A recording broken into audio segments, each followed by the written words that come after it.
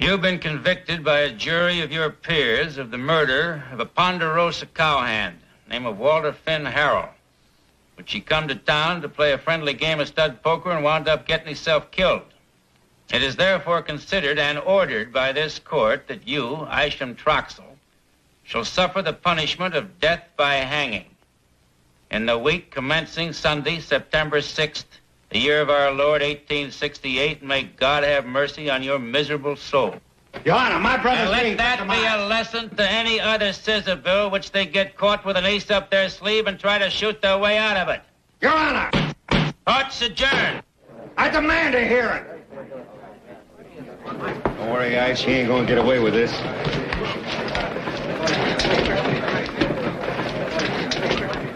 Judge, Ben, boys. Judge, away. When are you coming out to visit us again? Not soon. Socializing after a hanging case ain't quite seemly for a man in public office, but I thank you kindly. I want a word with you, sir. Case is closed.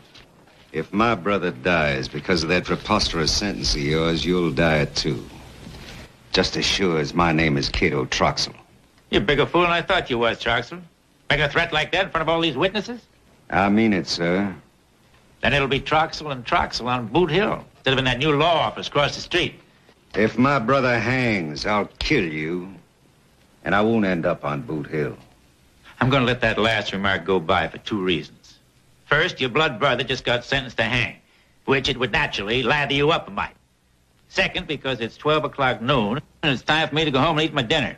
Fried chicken, northern style.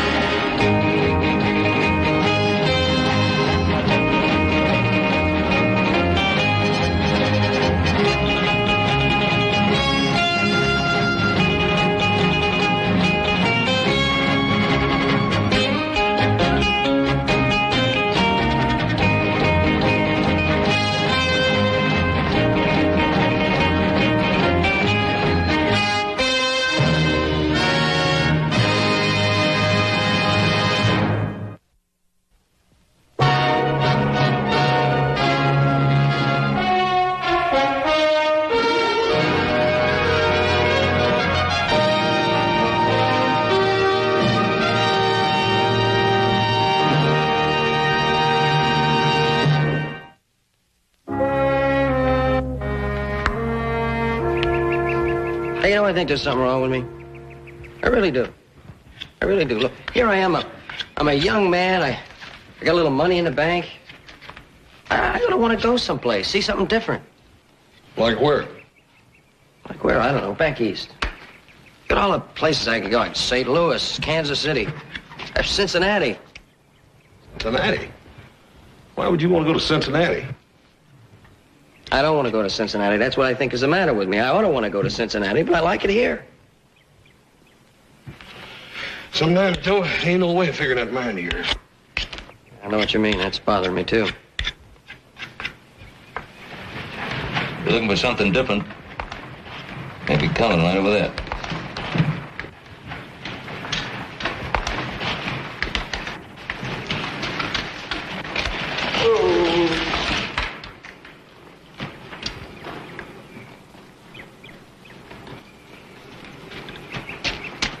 Howdy, are you Mr. Ben Cartwright? That's right. It's him. I should have known. They said you was a bossy-looking galoot. With two sons, one fat and one pretty. Yes, that seems to be a pretty fair description. This here's Hoss, the fat one. And this here's the purty one, Joe. And who are you? I'm George. And that there's my Uncle Enos. Enos Blessing, at your service, sir. Well, Mr. Blessing. How do you do, sir? I am here to remind you of your mortality. Someday, a stone like this is going to mark your final resting place. Well, there's a happy subject just before supper. Sad, ain't it, mister? But one of these days, them boys are going to have to buy you a stone just like that one. Now, don't you believe it, Pa. We'd never let you down like We've that. got a more expensive No, we'll get a one great than big that. granite thing. Paul, we're going to Beautiful. buy you an expensive one. I mean, a great big one. We're going to put your name on it. It's going to say Ben Cartwright of the Ponderosa. Thank you Farm. very much. Boys, it's really very touching your concern for me, but I feel rather hale and hearty at the moment. I don't think I can use one of those just yet. Ah, exactly. What could a cold stone say of this handsome gentleman? Could it speak of his warm smile, of his upright character, of his manly appearance? Certainly not. What he needs is a different kind of memorial. You know, you're right.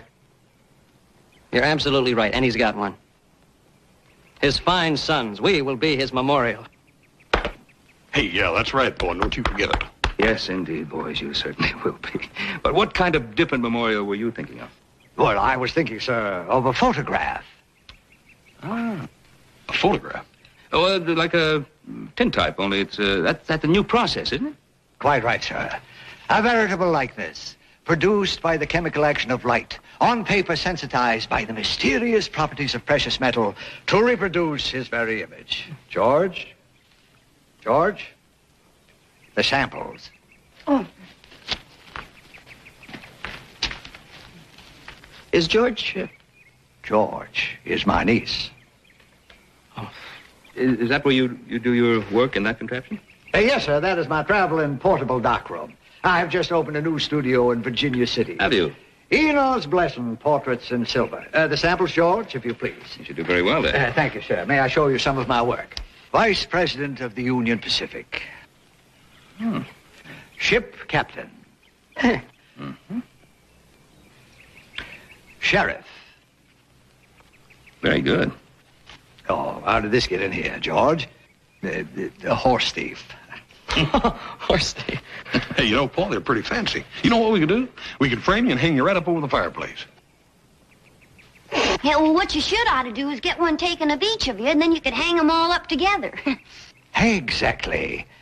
A father and his sons. What an inspiring subject.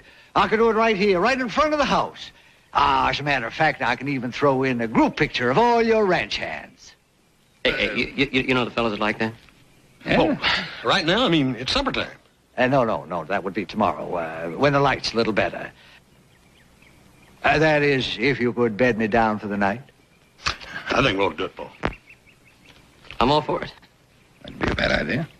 Certainly, of course, we can put you up in the bunkhouse and we have a spare room for your niece. No, thank you. George has to go back to town for some supplies. Come here. These are nice, aren't they? I want that new hypo. It's back at the studio. We have plenty of... I want the new hypo. And listen, when you get into town, I want you to find Mr. Cato Troxel and tell him I'll be making the Cartwright pictures at noon tomorrow. You understand? No, why do you... Never mind why. Just do it. And be back here early tomorrow morning. Yeah? Come on. Oh, yes, sir.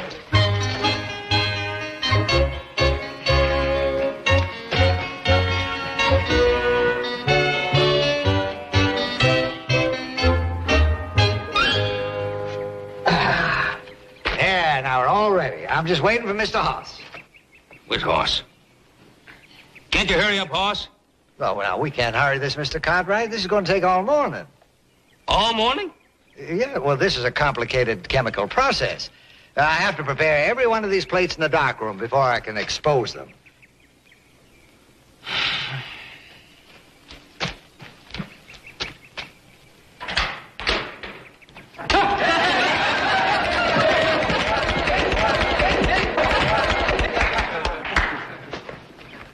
What took you so long? Well, I figured we were going to get our picture took. I didn't want to look like no saddle tramp, so I've been in there duding up. Now, get in post, George. Just loosen up now, Mr. Hoss. You're stiffer than a hard-shelled deacon. All of you. The whole sight better off to have settled with that tombstone, I'll tell you that. All right, now. Now, look this way, everybody. I want you to watch Georgie. That's fine. Now, smile. Hold it.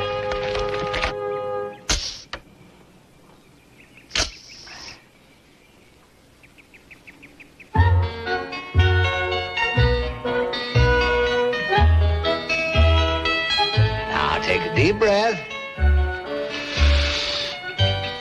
Ah, that's fine. Now hold it.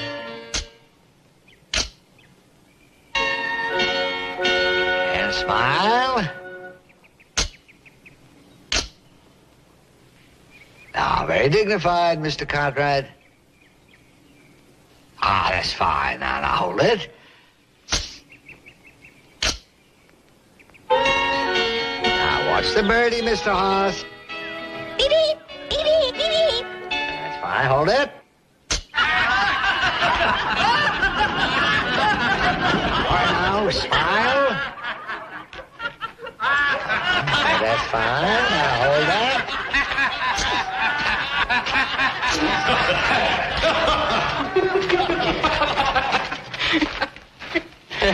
What's so funny? What's so funny? You think it's funny I got my picture taken? You're gonna get your picture taken now. No, just a moment. Mr. Cartwright, you're forgetting. I promised a picture of you and your whole bunch. All the cowboys and all the visitors, everybody. Complimentary, no charge. Oh, that's a good deal if I ever heard one. Well, why not? We've wasted the whole morning anyway. All right, that's fine. All right, now, everybody line up over there. Get over. Come on, let's get on. Come on now. There we are.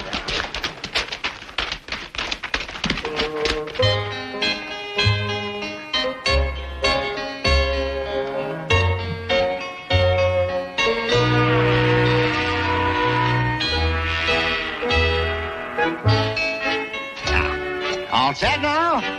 All right, now, everybody freeze now. And smile a little. Oh, that's just fine.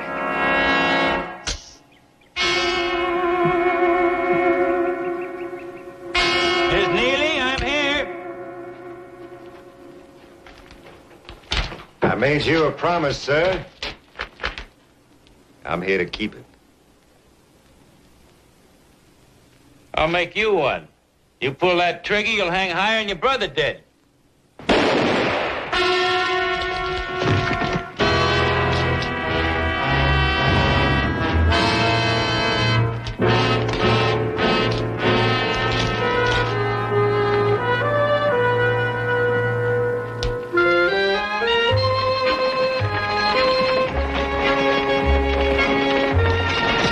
Don't he low pretty, Uncle Enos?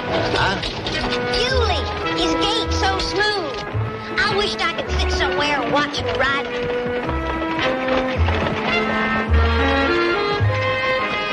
What you looking at? How's landscape here? Just look at those hills. The first chance I get, I'm coming back out here and make some pictures of them. You know how bad I can sell those pictures to a magazine back east?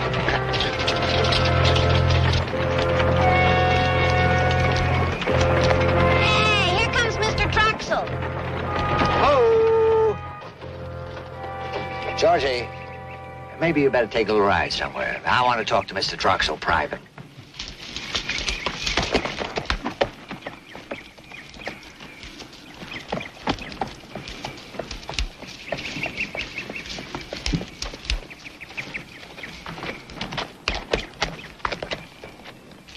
Did you make them? Yeah? The group photograph, too? Yeah?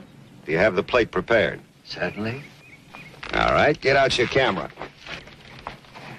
Not before I see the color of your money. Here you are. You can count it later.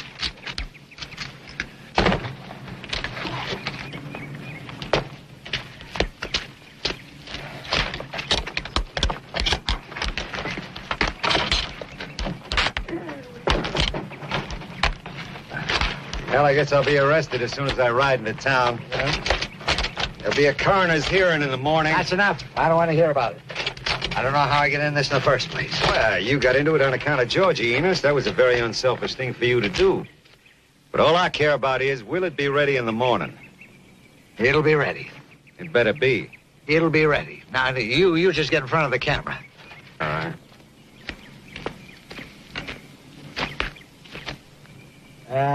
No. That's too close. You'll have to go back about 5, 6 feet. Right there. That's fine. Now turn around, face me.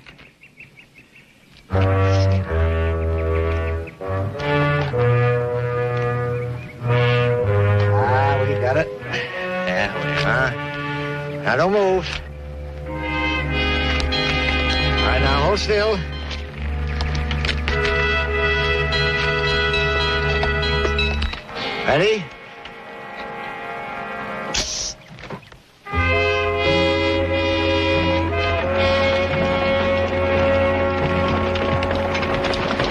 Sure do like them Cartwrights. What'd you want to talk to me about, Uncle Enos?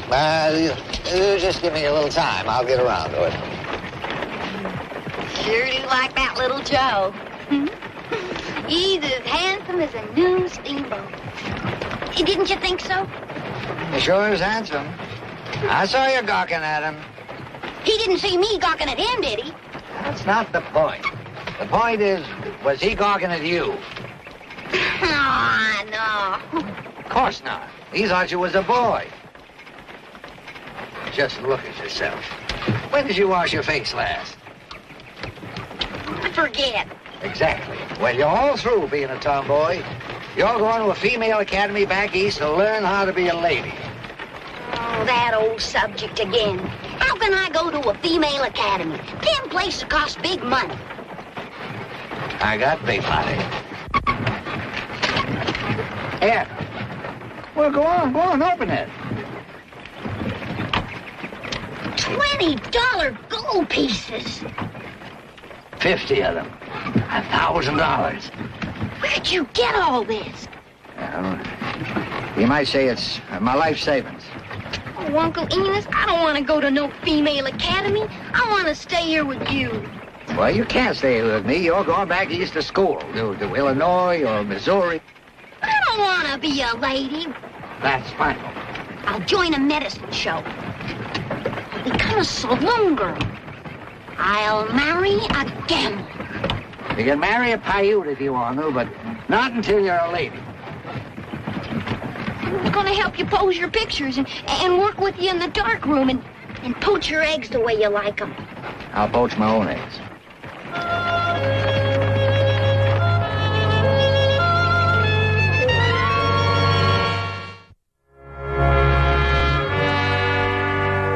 Then you did not hear the shot, Mrs. Neely? Might have, might not. I was cooking. Using pine knots to get a hot fire, and everything was popping and snapping. Well, just one more question, Mrs. Neely. What time would you say it was when you discovered the body of your husband? Well, I can't say exactly, Doc, but I think I can come to it through my fried chicken. I always give my chicken a good 40 to 45 minutes. Put it on about 11:30. Because he joins his court right at noon. Then it takes him 10 minutes to come home, feed his horse. Then he washes up and sits down at 1:15. I mean, he used to. Anyway, my chicken was just about done when I heard him come riding up. And he didn't come in, and he didn't come in, and so I went out to see what was keeping him, and there he was. Fried chicken was his favorite. Then you would say that he was shot a few minutes after 12 o'clock noon? Yes, sir. That's all, Mrs. Neely. Thank you.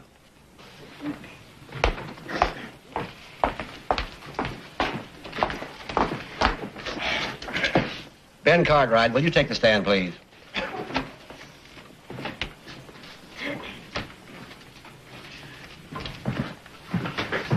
You swear to tell the truth, the whole truth, and nothing but the truth, so help you God? I do. Be seated. On Tuesday, September 1st, did you overhear a conversation between Judge Neely and Cato Truxell? Yes, sir, I did. Would you like to tell us about it? I'm right over there. I heard Cato Truxell threaten Judge Neely. Said that if his brother was hanged, he'd kill Judge Neely. Thank you. That's all, Ben. Thank you. Just a minute. Acting as my own attorney, I'd like to ask the witness a few questions, if I may. I guess it's your right. Thank you, sir. Mr. Cartwright, yesterday a man named Enos Blesson came to your ranch and took a group photograph of you, your cowhands, and all your visitors? That's right. At what time was that group photograph taken? About a little after 12 noon, I guess. Well, then, anybody who was at the Ponderosa at the time that group photograph was taken couldn't possibly have shot Judge Neely, huh? Well, no. Don't you remember seeing me there at 12 noon or a little thereafter? I certainly did not. Well, you were facing the camera at the time the photograph was taken. All your visitors were lined up behind you. Yes? Well, then I could have been there and you mightn't have seen me. Well, why would you want to come to the Ponderosa? I came to make you an offer on your Lake Tahoe property. Mr. Corner, he didn't make me any offer on any Lake Tahoe property. Well, you were so busy, I thought it better to come back another day. No, sir, he didn't make any... Thank you, sir. That'll be all. Mr. Coroner, may I testify in my own behalf? That'll be all, Mr. Cartwright. You may take the stand now, Mr. Troxel. You swear to tell the truth, the whole truth, and nothing but the truth, so help you God. I do. Gentlemen, I'd like to make a statement for the record. Yesterday, at a few minutes after 12 noon, I was at the Ponderosa when that group photograph was made. And the photograph will prove it. You were in the photograph? I was. Consequently, I couldn't have been in Judge Neely's stable at the same time. Where is this photograph now?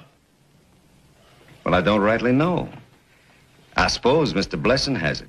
Didn't see me in any photograph. This hearing is adjourned to the photographer's place. The jury, the witnesses, and the prisoner will come along with me.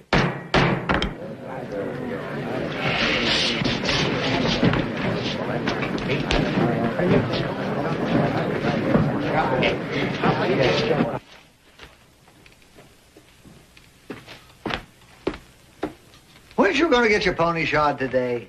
Yeah. Well, go on and do it. Does it have to be in that slab-sided east? Ain't there no female academies in this whole big eagle spreading west? No. And go tend to your pony. Right now.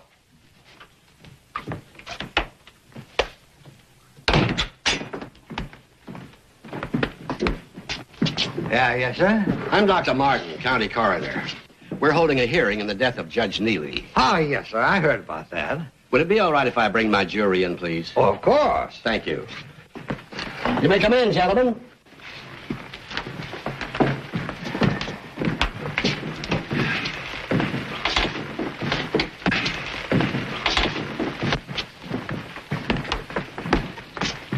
Now, did you take some photographs yesterday at the Ponderosa? Yes, sir, I did. I'd like you to produce them for the inspection of the jury, please. Oh, well, now, those are the property of Mr. Cartwright. Oh, Mr. Blessing, I wish you would produce those photographs.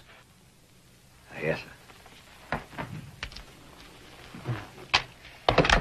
The one you made about noon yesterday, the big group photograph. Yes. Here it is.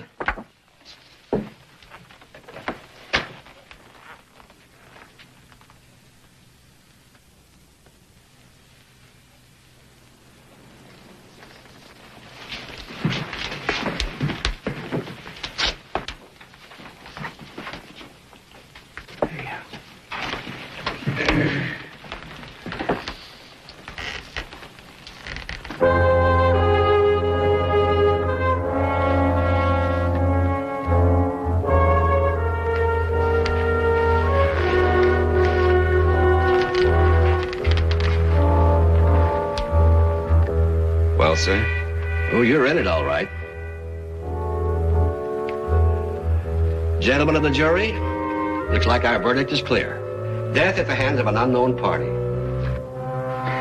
Well, I guess you won't be needing me any further. No. Thank you, sir.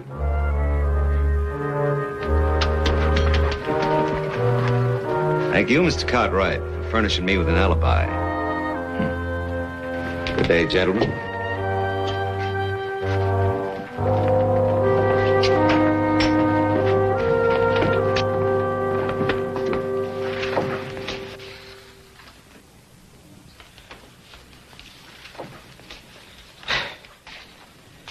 I wish we'd never seen that photographer.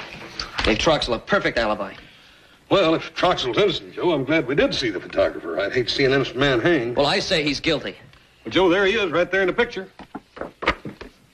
Did you show the picture to all the hands? Yes, of course I did. Nobody remembers seeing him there. Well, look, what about the men in the back from the Double H? Maybe we went over and talked to them. Maybe they know something. Joe, what good's that going to do? If he's here, he is here, and he's there in the picture. All right. right, so he was here.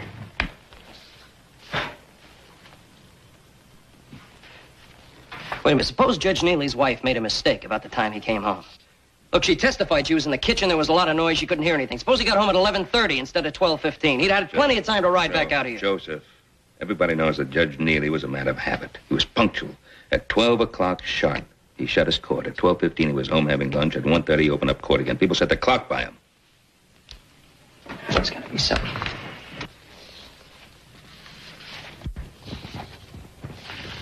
All right, he was here. All right, he was here on the Ponderosa when the picture was taken. Suppose he didn't kill the judge. Suppose he hired somebody to kill him. Troxell's got plenty of money. There's plenty of guns for hire in Virginia City. All right, what are you going to do? You're going to go around to everybody who wears a gun and say, did Cato Troxell hire you to kill Judge Neely? Is that what you're going to do? No, I'm going to go talk to Cato Troxell. Oh. And what's he going to tell you he didn't tell the coroner's jury? Oh, maybe the coroner went about it the wrong way. I guarantee you I can make him talk. Oh, can you? How, with your fists? Yes, if I have to. Oh, very good. By all means, use your fists. Why don't you try using your head sometime? You might eventually get someplace. Oh, go on, start swinging. Haven't seen a good fight in weeks. You're not going to see one now either. We're having a family talk. Is that any of your business? No, not at all. Well, then why don't you stay out of it? Go take a ride or something. Joe. You mean you're not extending the famous Cartwright hospitality? All right. The boys said the picture was here. I'll just have a look at that and leave.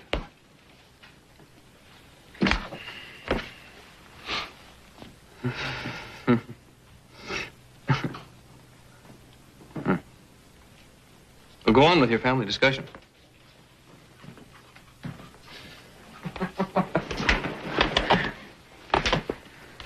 Were the boys resisting one of your fatherly lectures, Mr. Cartwright? I'm not in the habit of giving fatherly lectures. And if I do, it's possibly because they're needed. Might have been a good idea if your father had given you a few. Oh, he did? Well, obviously, they didn't have much effect. Oh, yes, he did. I left home.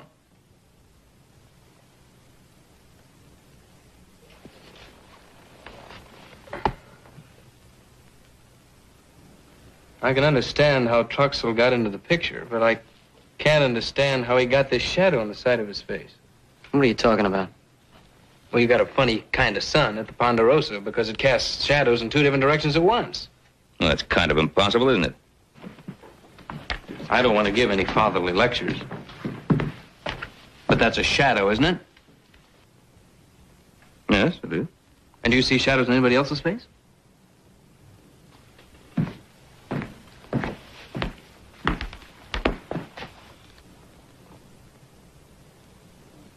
It's funny, isn't it? You think that's funny? You should have seen what happened to me in St. Louis once. Young fellow was doing a couple of tintypes of me. He was new in the business. He got mixed up, and he put both pictures on the same picture. And I came out looking like twins. What's that got to do with Cato? I didn't say it had anything to do with Cato, but just thought I'd throw it into the general pot of interesting information. Can we? You said this fellow made two pictures of you on the same picture. Same picture. Called it a double exposure. Now, if a photographer can make two pictures on the one picture by mistake, why couldn't he do the same thing on purpose? Couldn't Troxell have got Mr. Blessing to make this double exposure, putting Troxell in this picture without Troxell having been here in the first place? I think somebody better go have a nice talk with Troxell and ask him some questions. No, not yet, not yet. What are we going to do? Well, just let me think for just a minute, will you? Now, if this is a photographic trick, and there are two people involved in this murder, Mr. Troxell and the photographer. Now, let's take Mr. Troxell. He's got a legal mind. He thinks things through very carefully. He'd be prepared for almost any eventuality. Our photographer friend, Mr. Blessing, he's a different kind of man. I think he could be persuaded to help us out. Pa, what are we waiting for? For me to finish this last chin, for you to get the horses ready. Now, let's get.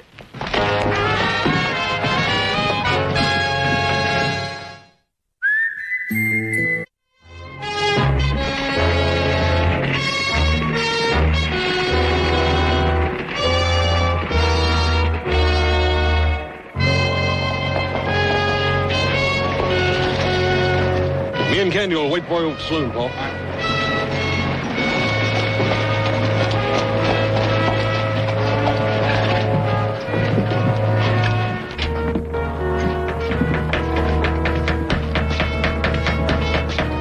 George? Oh, howdy. Can I help you? Well, I was looking for your Uncle Enos. Is he around? Oh, no, sir. He's out on the Carson City cutoff making some pictures. Ah. He sure makes some good pictures, doesn't he? He sure does. Had to put that one up because everyone was coming in and asking to see it. Yeah. Tell you what, George. George? Huh? George, you tell your Uncle Enos I'd like to have one of these for every single person in it. I sure will. I'll tell him the minute he comes back. Yeah, you know, the hands were all real pleased with the picture because it turned out so good. You know, we had one fella had a picture taken in St. Louis. It was terrible. Funny, he had two heads and everything.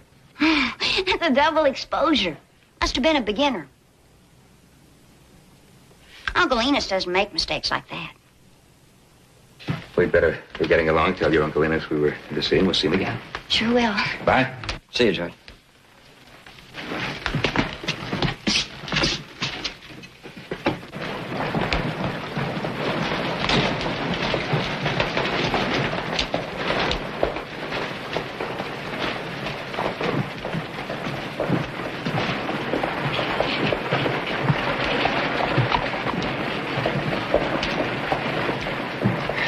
Well, Enos is out in the country. I sure want to see him. Horace, why don't we go over to the courthouse, finish up that business of ours? Candy, I'd like you to stay here. Keep an eye out. As soon as you see Enos come back, Right. get us. Right.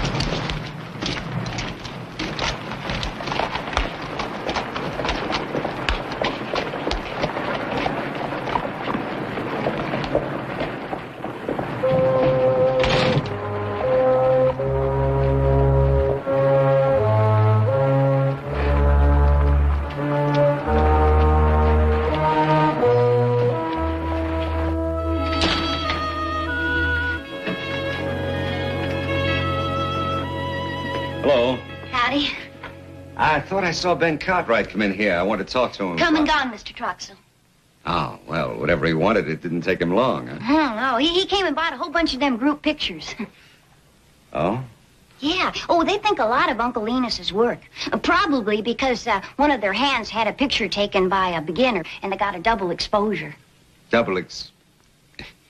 Whatever that is. Well, thank you.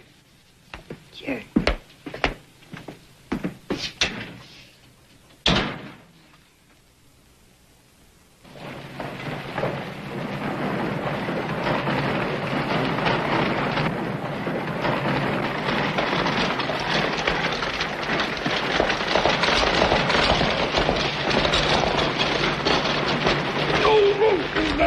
Who do you think that you're bumping into? Let me go, Roscoe. How did you know my name? How did you know my name? Let me... Candy, my old friend Candy. How you been, Candy? I'm in a hurry, Roscoe. Candy, I want your unvarnished opinion of me. You're an upstanding citizen, Roscoe. Now I gotta go. Thank you, Candy. There's a little apple knocker in there that says I am a big fat liverwurst. He's drunk. He's belligerent and he wants to fight. You go ahead and fight him, and let me go. Candy. I'm sorry.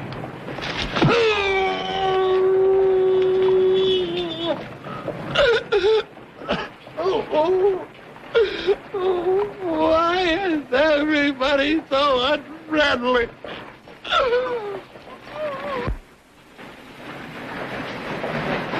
Jumps Candy in a big hurry. Well, after you left, Troxel came out and went in the photographer's place. When he came back out, he mounted up and rode off south. South? That'd be the Carson City car. That's what Enos is. Well, let's go. I'll get my horse and catch up.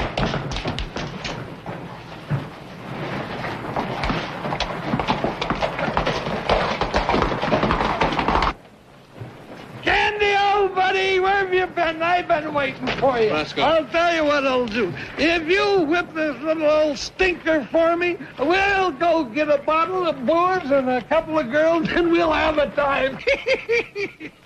Sorry, Roscoe. It's going to have to be later.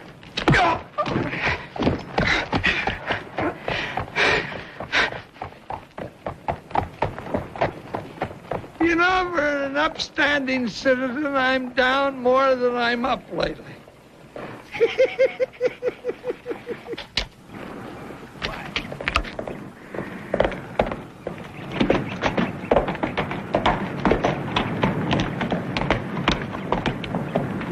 What are you doing here?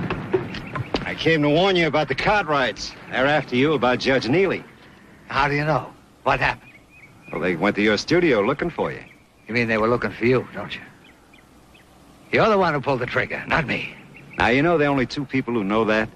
You and I. And that puts me in a very unfortunate position. Why? Well, they're going to want you to talk, and you probably will. Oh, no, you know I won't talk. I wish I could believe that. Yeah, but, why would I talk? Because you're a born loser, Enos. It's an old adage. Never trust a loser. No.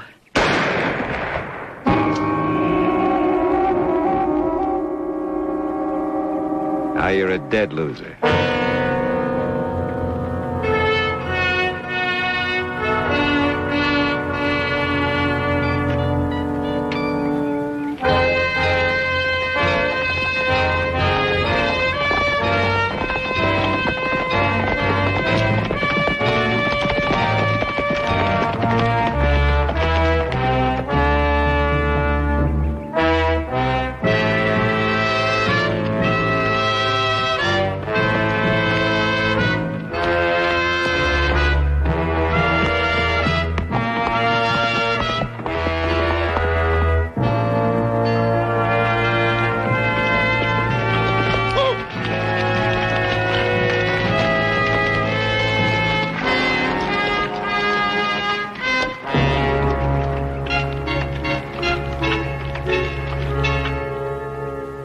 Cato Troxel killed Mr. Blessing the same as the judge, and I'll stake my life on it. But, Joe, I can't arrest a man without evidence, and there ain't a shred. You heard the verdict. Death at the hand of a person or persons unknown. Motive, robbery. And Enos had 1,000 in gold on him. You're absolutely right. We heard George testify to that. And what, any clues at all, Sheriff? None? Listen, I haven't had any sleep in 3 days. If any of you think you can do better, put on a star. Now, Milo, nobody's criticizing you. Well, I'm doing the best I can, and that's all I can do. Of course, we understand. How did Mr. Blessing's niece hold up at the funeral? Oh, as well as could be expected, I guess, under the circumstances. She certainly did. A fine young girl, and it's about time I went to call on her. Milo, you get yourself a good sleep now. You're not the first peace officer who's had an unsolved murder on his hands. See you, Milo.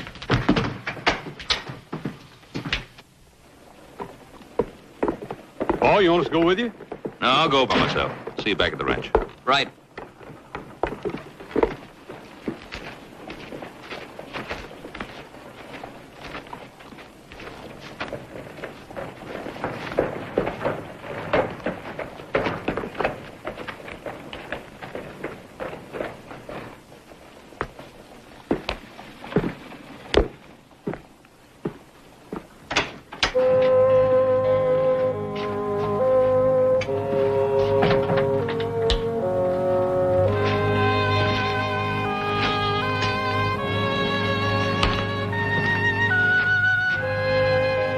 Hello? Anybody here? Just a minute.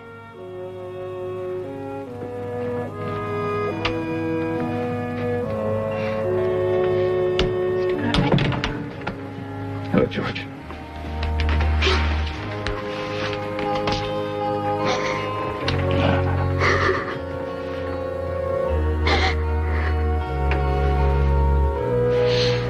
Now. Come on now.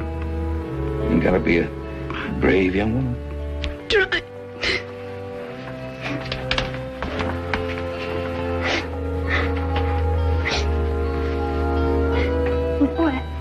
You know what I'm gonna do? I'm gonna keep the studio and follow in Uncle Enos's footsteps. That sounds like a very interesting idea. Didn't Uncle Enos say something about him wanting you to go to a female academy, though? Oh, I ain't got the money for a female academy. I want to be a female photographer. The first one this side of the Rockies. Well, it's a very laudable ambition. You think you could do it? Sure I can. Come on, I'll show you. I'm making some friends.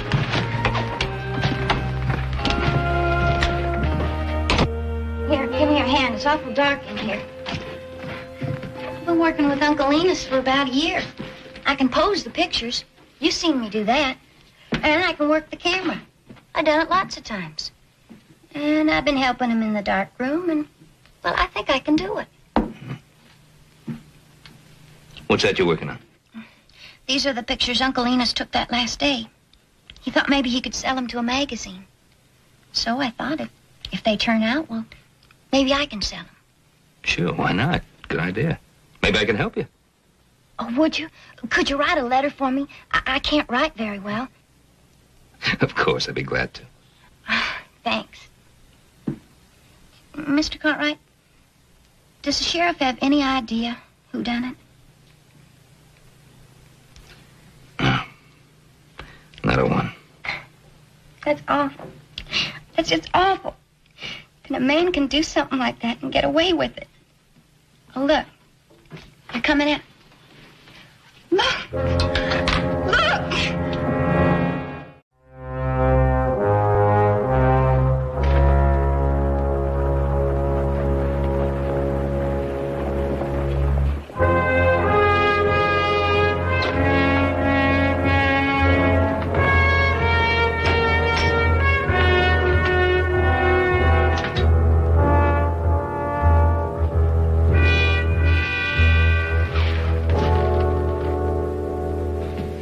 Get out. You're not being very friendly. I came by to see if you might be interested in buying one of my Lake Tahoe properties. I have no further interest in your Lake Tahoe property. What are your interests, Mr. Troxell? Chiefly getting you off my back. You're becoming a nuisance, Cartwright. You're libeling my reputation, besmirching my character, and damaging my legal practice. I want it stopped. If it isn't, I'm going to take you to court. You know, I think that might be the last place I'd want to be if I were under suspicion of murder. Now, if you're referring to the murder of Enos Blessing, there isn't a way in the world you can connect me with that crime. And if you mean Judge Neely, I've been exonerated by photographic evidence. And photographs don't lie. Yes, you're right. Photographs don't lie. I must agree with you. That's why I thought you might be interested in this photograph.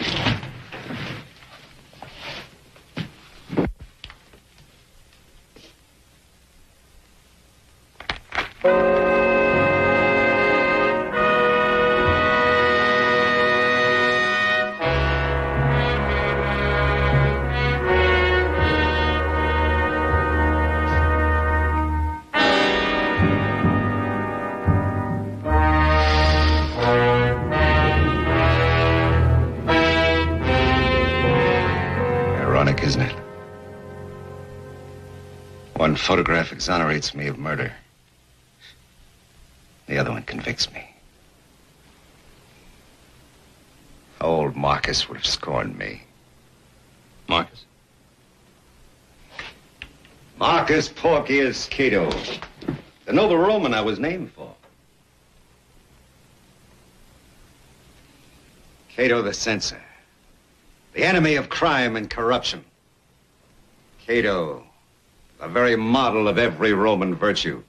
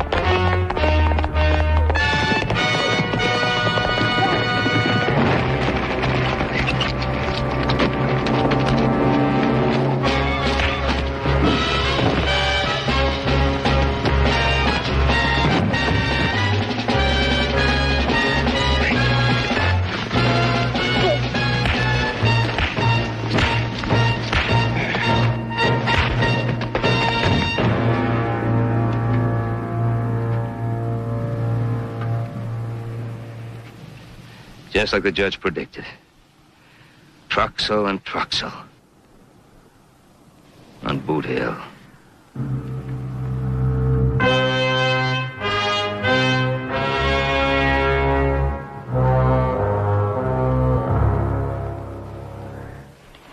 You ride Oldie once in a while, you hear? I don't want him to get rusty in the hinges. I'll ride him, Georgie. You? I don't want to come back here and find him swaybacked. All aboard, George. Thanks for everything, Mr. Cartwright. You right now.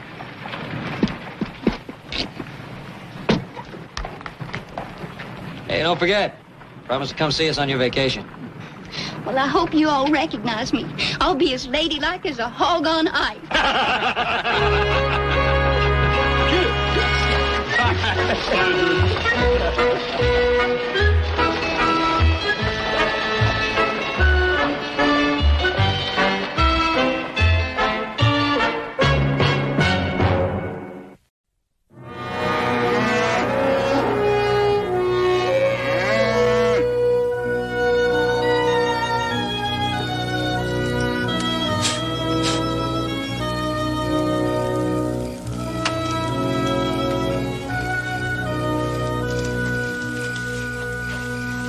Don't burn that steer.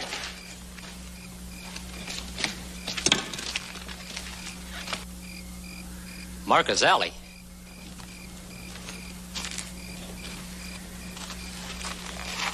Changing a bar V brand into a box W.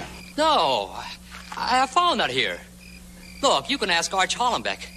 He'll tell you who I am. Oh, I know who you are. You're a thieving cattle rustler. No, I ain't. Look, just as I got in, somebody rode out fast. Honest. That's too bad. Now there ain't anybody here to back up your story. Hollenbeck is one of the men who hired you, Mr. Alley. You can ask him. He'll tell you who I am. Or Ben Cartwright. You ask him. I don't have to ask anybody anything. That running iron, this hog-tied steer tells me everything I have to know. You see, the Cattlemen's Association doesn't pay me to ask questions. Cattlemen's Association pays me to stop rustling. That's exactly what I'm going to do. My own way.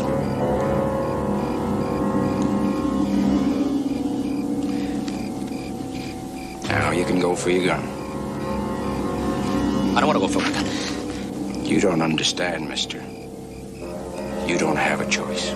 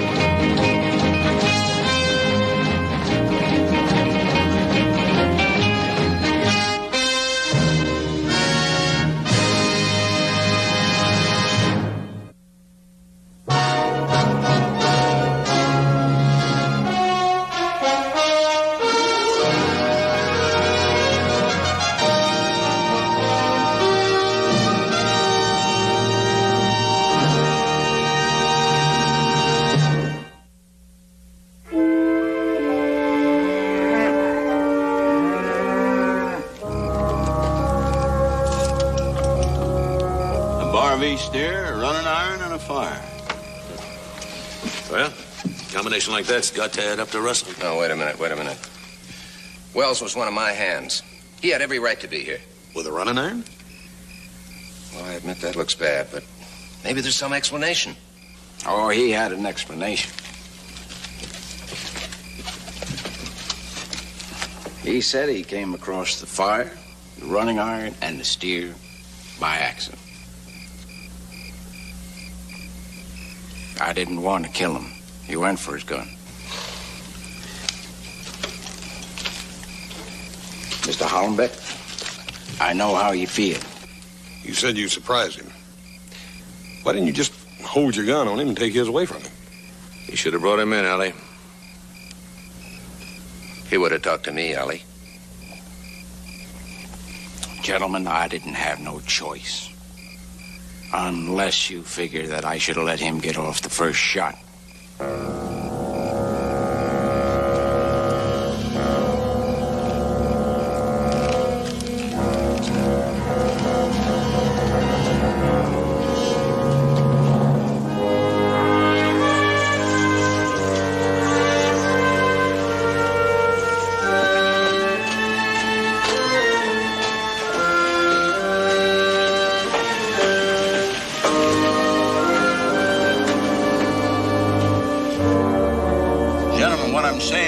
I believe that the man that you hired as range detective and the man that I deputized is telling the truth.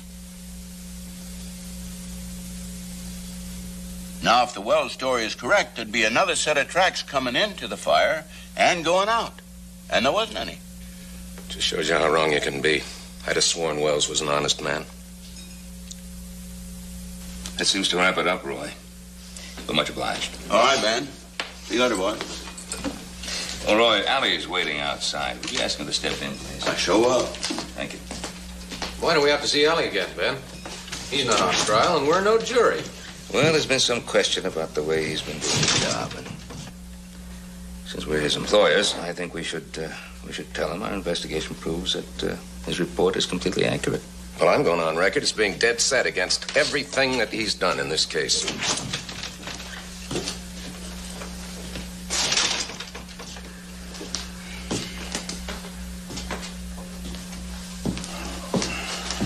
Oh, Mr. Alley, would you sit down, please?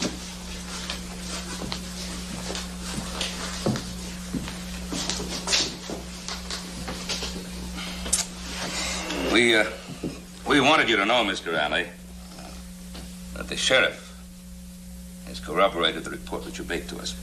Allie, the association is satisfied that you shot in self-defense. The association also wants to impress on you, Mr. Alley, that the next rustler you catch, you bring in alive. Well, I'll agree to that if the association can guarantee that the man won't draw on me. Nobody's expecting you to let yourself get shot. We just want to be sure that there's You just want to be sure that there are no more surprises. What's that supposed to mean? Like finding out who's really stealing your cattle? I think perhaps you'd better explain that remark. I'll be glad to. The men that are stealing your cattle are on your payroll. That's right, on your payroll, Mr. Cartwright, Mr. Hollenbeck, Mr. Johansson, Mr. Pauly, and he's spread with steers to steal. You see, it's a pattern, and it never changes whether you're in Arizona, Nevada, Texas. They're quiet, decent ranch hands during the day, and they're thieves at night.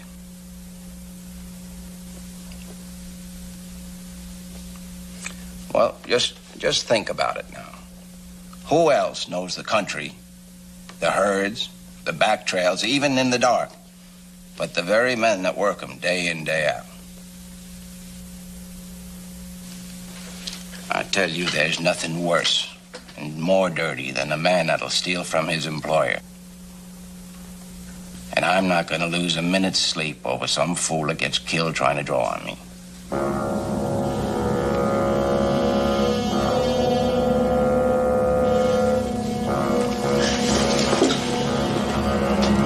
Any more questions?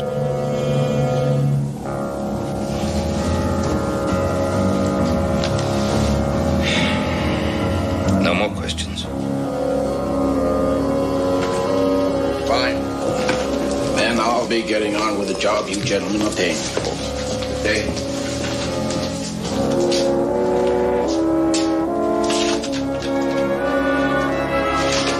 Well, I've seen some nervy ones, but that alley's got them all beat. Well, I've got to get over to the bank before I leave town, gentlemen. Yeah, we are finished, aren't we, Ben? Mr. Chairman? Well, there is one more thing. Mrs. Wells. I think someone ought to go see her. See if there's anything we can do for her. He worked for you, Arch. Yeah, it's a thing I'll have to do. But I don't mind telling you, I sure don't look forward to it. Well, I know her. Her father worked for me in the Ponderosa. If you like, I'll go along with you. I'd be obliged, Ben. I'd be much obliged. Fine.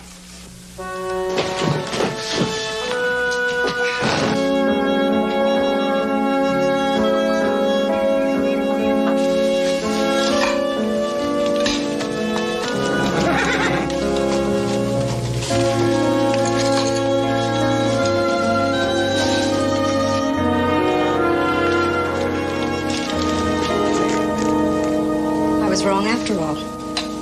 What? Mr. Hollenbeck did come. Mr. Cartwright's with him. Ben Cartwright?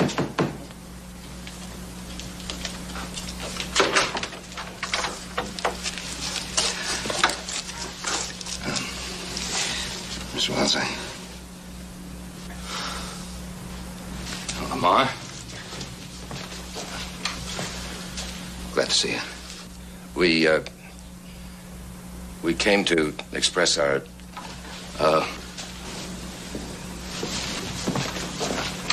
As well as Mr. Hollenbeck and I came by to see if there was anything we could do. Do? Thank you, no, gentlemen. I don't think there is anything to do under the circumstances. Mr. Cartwright, Prudence is going to come to live with me. Fine idea, Lamar. Very fine. We're deeply sorry, Mrs. Wells.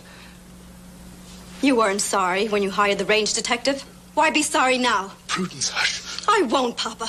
That's the way I feel. Nobody's sorry except you and me. The cattlemen are getting what they want and hiring strangers to kill anyone they want. Mrs. Wells. Harlan was wrestling. There was a hot running iron in his hand. And that's good enough reason to hire a gunman from somewhere and murder him. Oh, Mrs. Wells. Mrs. Wells says, well, I'm sure you didn't know anything about it. But there was a pretty large organization. And they were rustling hundreds of heads of cattle. Mr. Cartwright, I did not know about the organization, but I did about Harlan. He took that steer. I'm sure of it.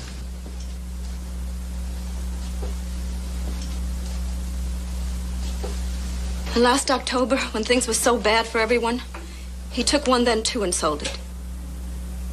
I don't know where, but he sold it. He was going to sell the one he took last week, too.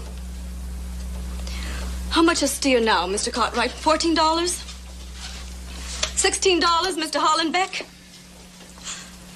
Yes, he was wrong. I admit it. He should have been sent to jail. With shame, I admit it.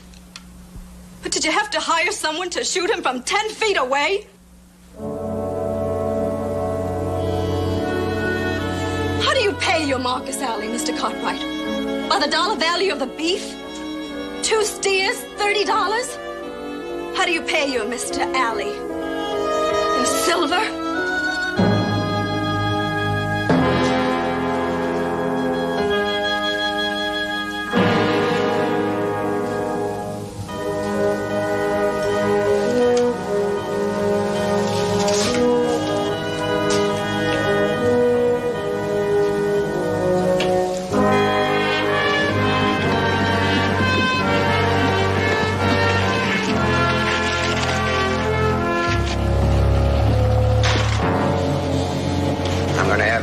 Big time tonight.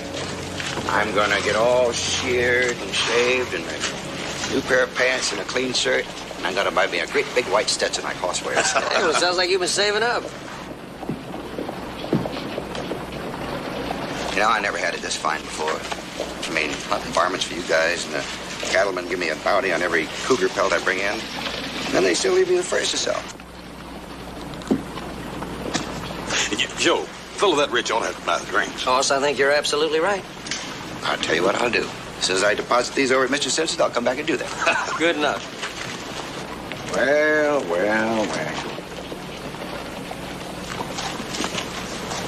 Josiah Heath. Mr. Alley. How long has it been? Quite a spell. 4 years. 4 years and better. You weren't carrying pelts last time I saw you. But there was an animal around, if I remember. Josiah Heath, and now you're trapping. I worked for the Cartwrights. Last night, nice as apple pie. You know we got unfinished business. I expect I'll be seeing you.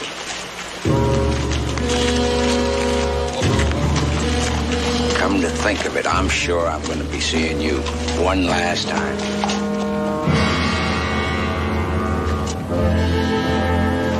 What was that all about?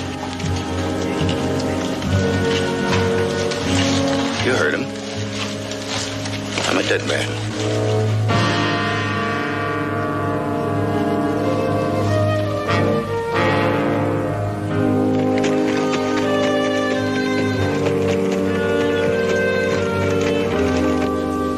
Allie caught us cold. Me and the 2 Tazewell boys that lived in that hard scrabble place right next to ours. Running irons, changing brands? No. No running irons. No fire. Hard times in Texas then. It was the early spring of the big blizzard winter of '64. We'd lost every head we owned. So had the Tazwells. For 3 months, we lived on shadow soup, rabbit track stew. And we happened on this little stray belly deep in the bog. We got a rope around it and pulled the little critter out. Little thing could scarcely stand. It sure to died if we hadn't happened along. But now, that don't change the truth. We were stealing beef that didn't belong to us. And Allie caught us. You tell him you pulled the steer out of the bog, that you were hungry? Yeah, we told him. But like I said, the why of it didn't matter, leastways not to him. Well, what'd he do? He told how he hated rustlers, scum. Oh, worse than scum, not fit to breathe the air or walk the face of the earth. And all this time he was holding a gun on you, right? Yeah, while he was talking. And then he put the pistol back in his holster. And he stood there grinning, daring us to draw. What, 3 of you? And he wanted you to draw on him? Well, 3 to 1's pretty big odds. But not when gunfighting's your business. And the 3 are scared. But you got away. Benji Tazwell drew on him first.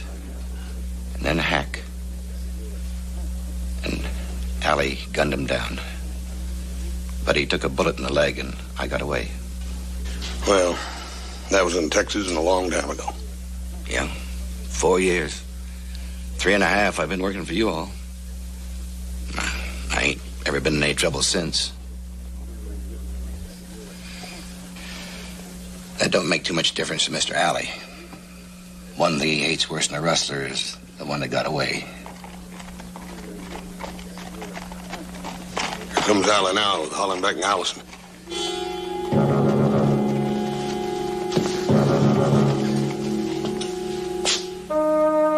I don't think that man's ever gonna rest while I'm still alive.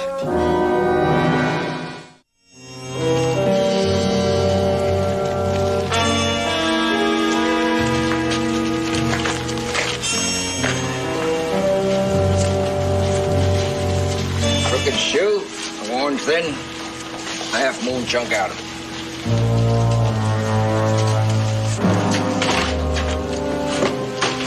Now, most people ask permission before they start fooling around with another man's horse. Why, you're bristling like a porcupine, Mr. Cartwright. You've been talking to your wrestler. Either tell us what you want or move on. There ain't a man alive who'll believe an employee will steal from him. Makes him look too much like a fool. They fight it every time. I think my little brother's right. You better mount up and ride. What's going on? I'm just trying to do my job, Mr. Cartwright. Your boys are kind of getting in the way. Look, Pa, all I wanted Allie to do was tell me what he wanted. He wouldn't do it. Joseph! He was out hunting evidence. He asked us to come along as witnesses. Well, I've been looking for a horse wearing a crooked shoe with a half-moon piece out of it. See, the first time I saw the track was up by the ashes of a restless fire, up on the high meadow near Twin Peaks. The second time I saw the track was today, right in this street. Mr. Cartwright, it's my horse. I figured that once I find the horse, I'm going to find the rustler. That's exactly what I did. I was up at Twin Peaks a couple of weeks ago when I got that cougar, remember? You see, someone moved 10 or 12 steers across that high meadow, left one of them with a broken leg in rocks. The kind of thing happens when you're drifting cattle in the dark. The steer had a bar V mark on it. That's Mr. Allison's mark. Somebody taken a running iron to it, changed it into a box W.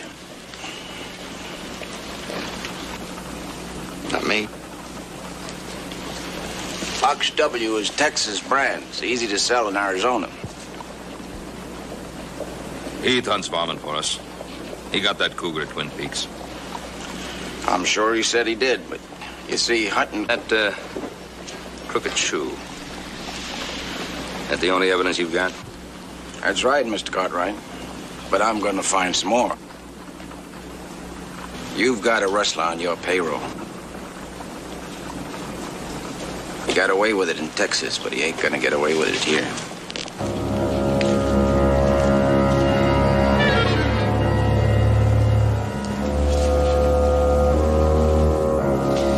Well, you've had 4 years without any trouble. Apparently the Texas authorities think that you've squared the mistake you made, too. Yeah, well, Marcus Alley sure doesn't. Tom? Mr. Cartwright, here's that lumber list. Oh, yeah. Tom, could you use another man on that crew building that bunkhouse addition? I sure could, Mr. Cartwright. From now on, you're on his crew, starting right now. Well, look, Mr. Cartwright, I want to thank you, but no. What do you mean, no? Don't you know better than to argue with a fellow who's paying you wages? I know what you're trying to do. You're trying to keep me around close, out of Mr. Alley's way, but a man just can't hide out and feel much like a man. Heath, I don't want you around any cattle, not even ours. All right. But it won't do any good. The way Mr. Alley feels about me, he'll find some excuse to come out here. Now, look, you said Alley doesn't kill unless he's alone. There's 7 men on that bunkhouse crew. Stay close. Yes, sir.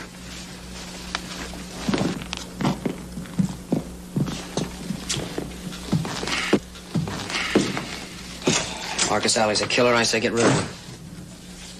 How? Pay him off. Send him down the road. Joseph, he was hired by the board of directors of the Cattlemen's Association. Paul, you're the president of it. And chairman of the board. But I still have only 1 vote, and there are 6 others. Well, at least we can keep him off the Ponderosa. That's one thing. There are 5 ranches bordering the Ponderosa, Joseph. Russell cattle could be driven anywhere across it, even hidden somewhere on it. Closing the Ponderosa to Alley, that could do a lot of harm to a lot of people. You're just not going to do anything about it? Is that what you're saying? Well, before I can try to change the board's mind about its decision, I have to be able to prove it was wrong. And at this moment, I don't know what was. When in doubt, ask questions. Who's going to answer them? The cattlemen down in Texas who hired him to stop the rustling there.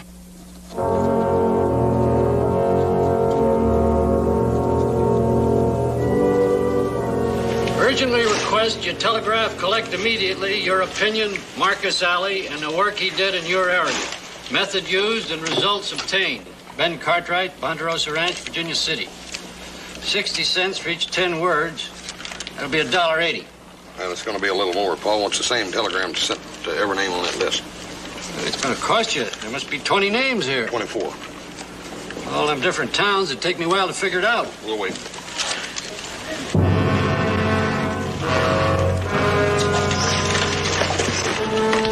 Hey. Huh? Looks like we're late already.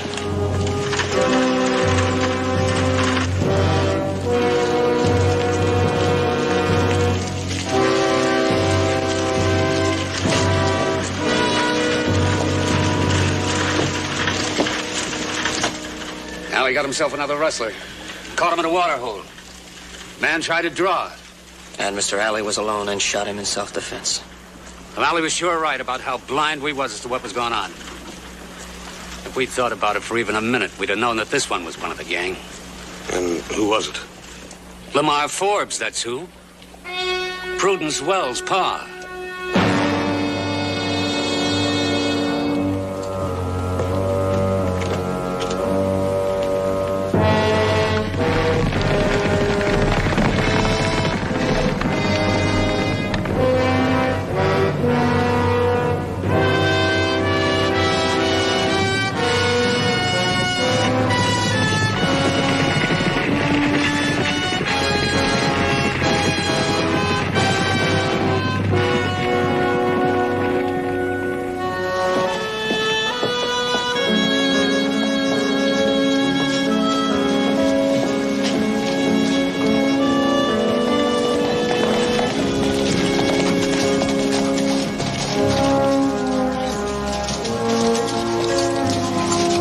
See if any more telegrams are coming. Right, Paul. Be inside.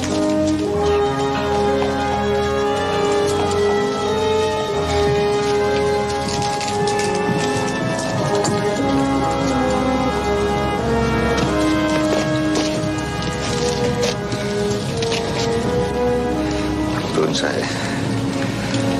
I don't know what to say. How much is Allie getting for killing my pa? How much are you giving him? Didn't bargain in any killings. You hired Allie. You turned him loose to kill. That's on your head, Mr. Cartwright.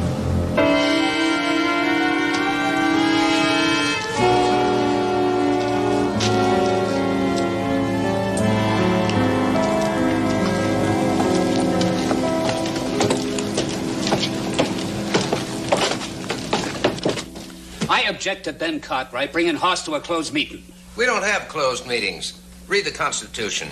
Any member in good standing or guest of a member in good standing can attend any meeting as long as he doesn't create a disturbance. All right. I don't have to like it. Mr. Chairman, let's get on with the work. Do we fire Alley or do we keep him on the payroll? Show of hands, I say keep him. I'm for that. Gentlemen, please. I believe discussion is in order. Every board member has a right to state his opinion. Well, gentlemen, I ain't lost a cow since he come here. I say keep him and pay him a bonus to boot. And I say he's a killer and worse than a hydrophobic dog. I say fire him. Fast. Sure, that's because you had 2 rustlers on your payroll and you're afraid you'll find more. You say they're rustlers. Never been proved in a court of law. Gentlemen, please, both of you, sit down. This is a discussion, not a shouting match.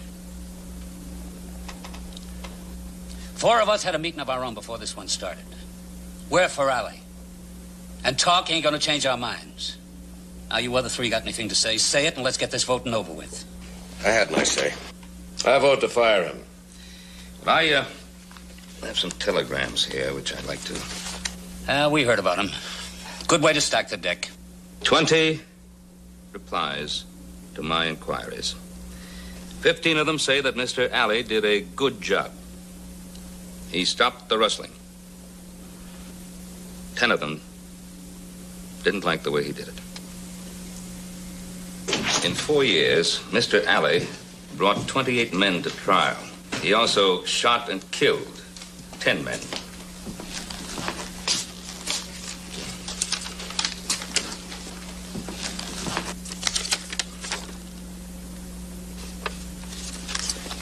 There were no witnesses to any of the killings.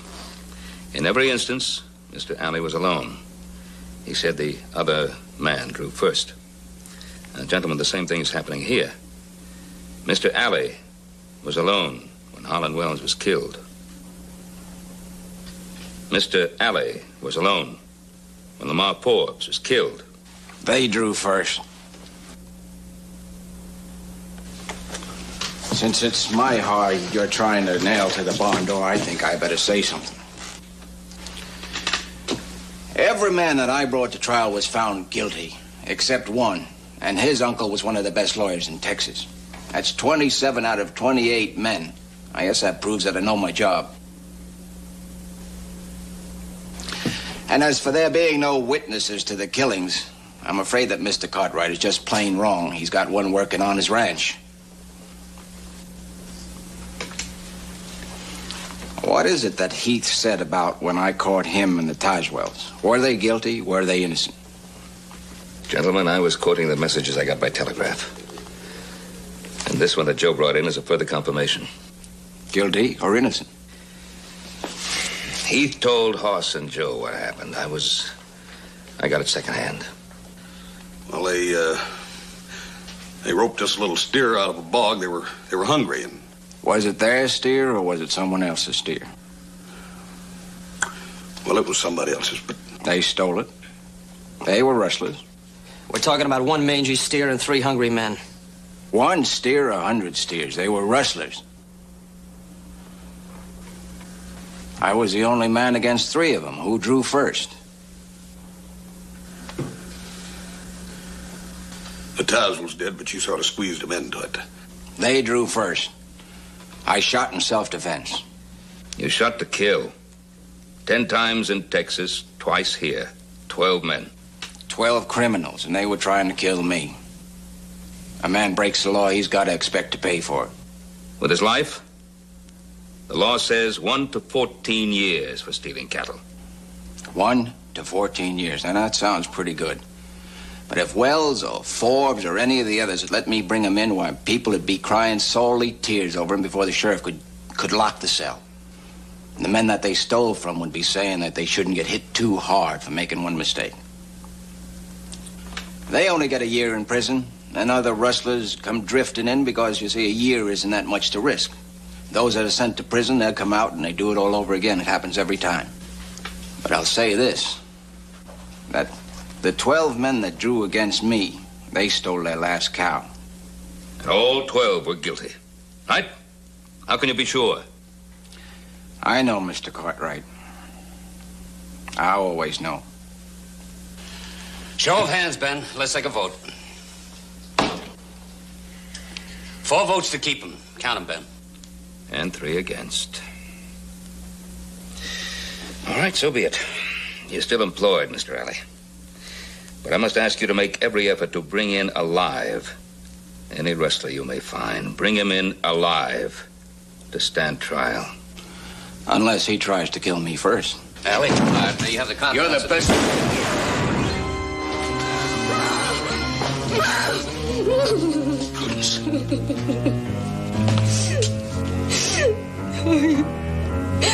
Should have let me kill him.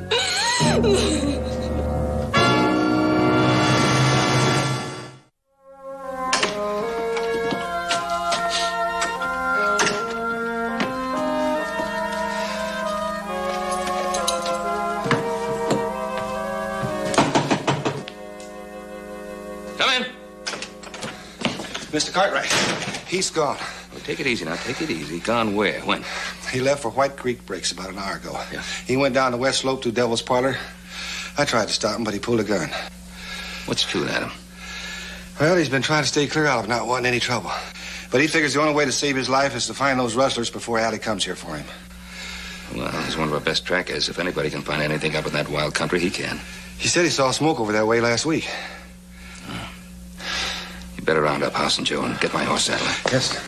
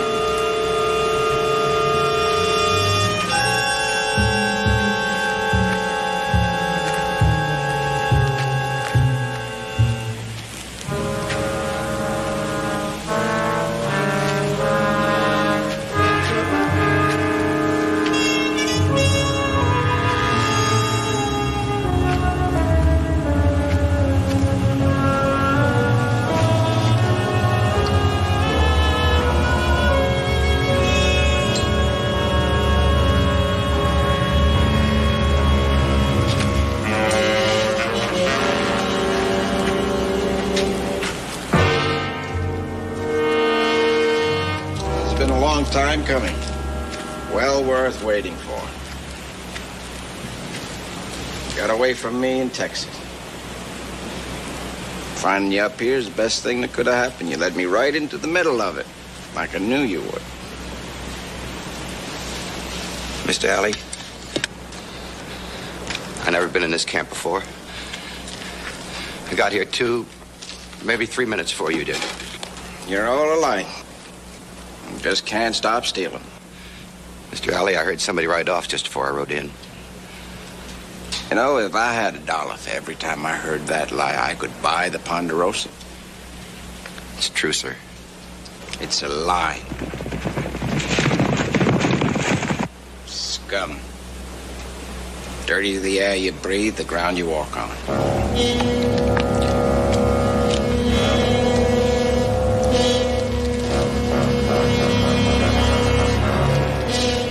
I'd like you to make your play.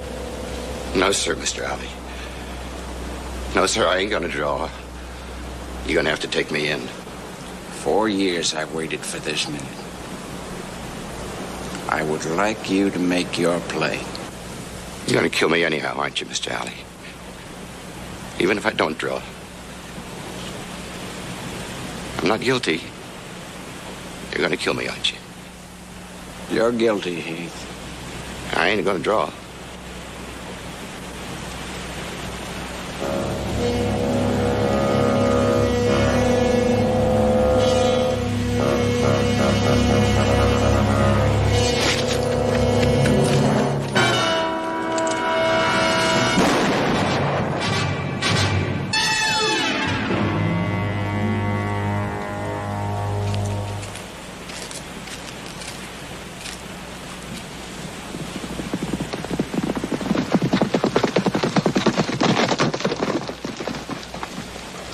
You're a couple minutes too late.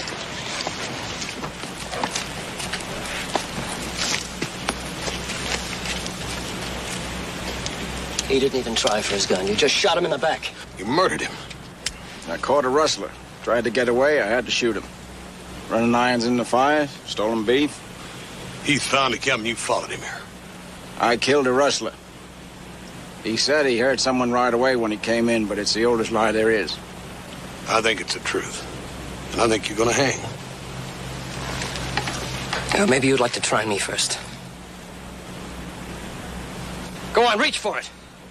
Joseph. Get the horses into cover. All but one. Hoss? Yes, sir. Get a blanket and lean to him.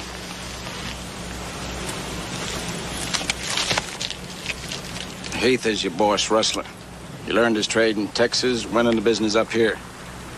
The wrestling's over. The rest of them will scatter when they see me bring his body into town. Suppose Heath was telling the truth. Suppose somebody did ride out when they heard him coming. And that same somebody is going to be riding back in. And then we'll have ourselves a real live prisoner. And maybe we can get to the straight of this.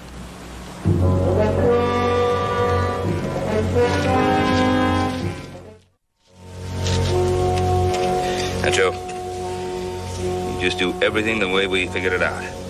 Don't try to be a hero. Right. All right, now turn over.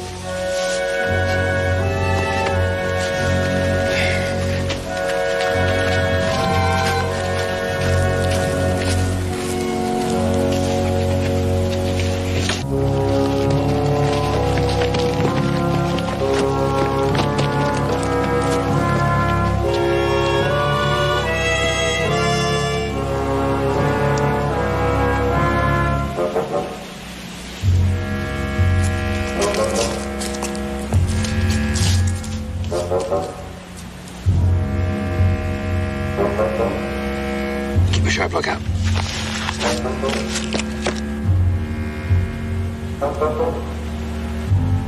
He was a wrestler. You ought to be glad he's dead. He was a human being, a man just like anybody else. Scum, just like all the rest of them. Dirty, filthy murderers. You gotta stamp them out when you find them. Or they'll drive every decent man and woman clear out of the country. Burning, killing, stealing. It's the gospel truth.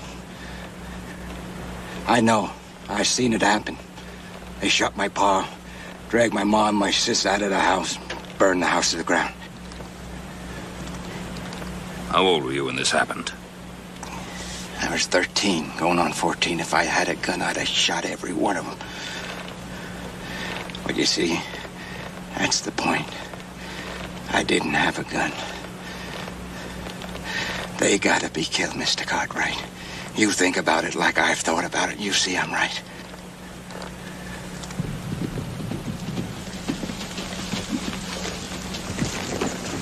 Hey, Paul. Paul. You can't pat them on the head and lock them up for a little while and let them loose to do it again. They gotta pay for what they've done.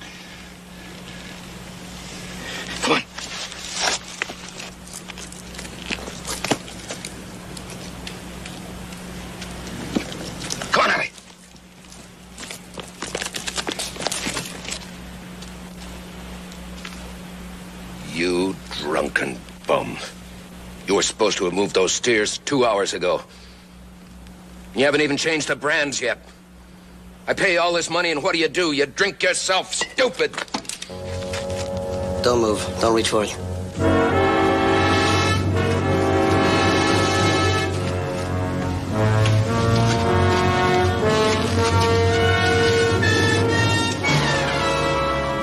What is this, Joe?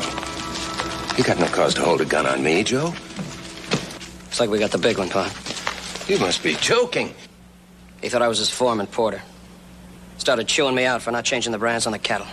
I don't know anything about this camp. Come on, Beck. Don't try to lie. Sheriff Coffey will find Porter, and he'll talk to save his hide. And he'll name all the others, and he'll name you. End of the line, huh? You ought to be proud of yourself. A cattleman stealing from other cattlemen. Spare me the sermons, boy. You too, Cartwright. You don't even know what it's like to lie awake nights worrying about past due bills and loans. I enjoyed stealing your beef, Cartwright. Kind of made up for what was happening to me. You ain't even sorry. One question. Josiah Heath. Was he one of your men? Cartwright, I'm not completely stupid. I knew that Heath was the one man I didn't even dare approach. He'd have told you before I was out of sight. Could have used Heath, too. If he'd been with me, he could have stolen you blind, and you'd never have caught us. You ain't even sorry. As soon as they let you out, you'll do it all over again. The killing and the burning and the stealing. I ain't gonna let it happen. I'm unarmed, and he was gonna murder me. Kill him! It's the only way to stamp him out. Killing him, don't you see? Kill him! Killing creates more problems. You've created enough of them. You're going to trial for murder.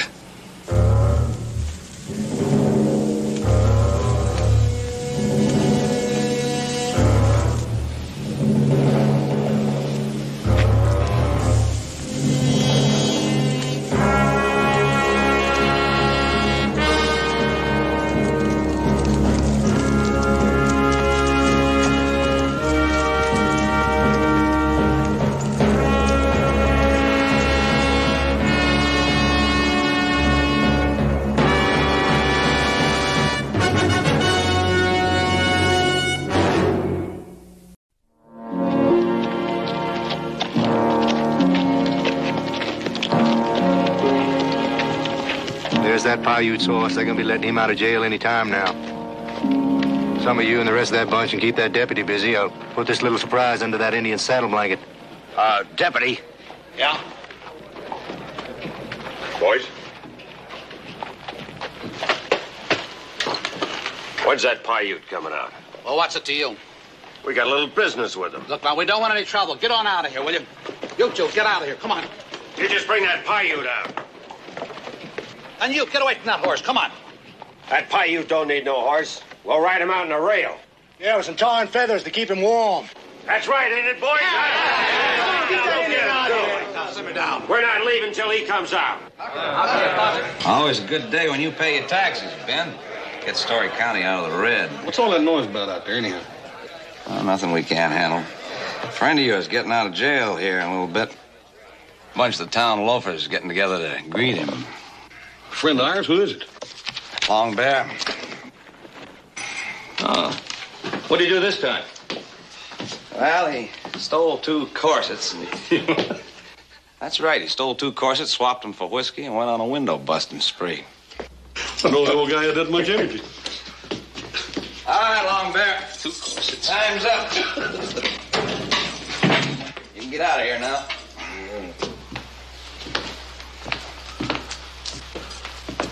Mr. Ponderosa. Hello, Long Bear. Big Ponderosa. How are you, Long Bear? Where little Ponderosa? Oh, he's up the street. Good jail. Good grub. Long Bear, fine. Thank you, Long Bear. See you, Clem. So long, Ben. Hey,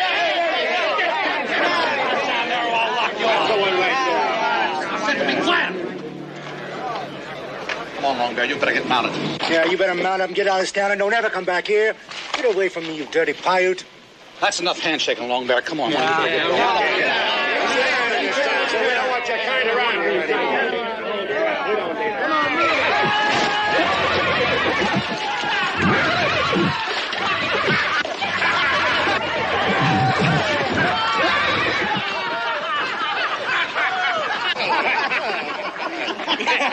Long Bear? Fine. What made him buck like that, anyhow? Don't know. You think somebody could have put this burr under his saddle? Somebody sure enough could have. This isn't my idea of fun. I'll give you 1 minute to get out of here and get locked up. All right. But you tell that Paiute to leave my kid alone, or next time I'll shoot him.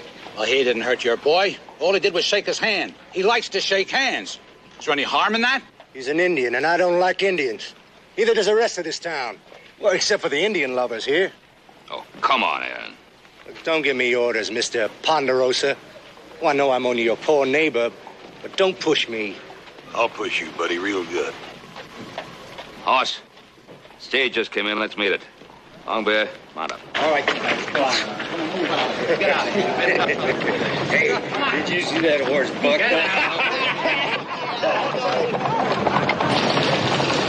Hey, Joe, Candy. Go, change here.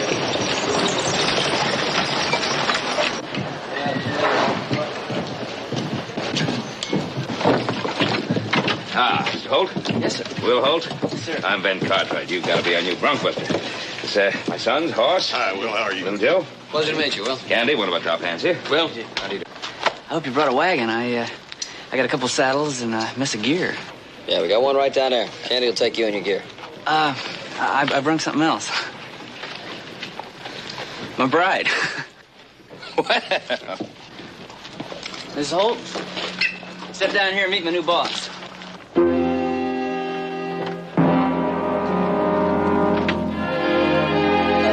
Miss Holt, how do you do?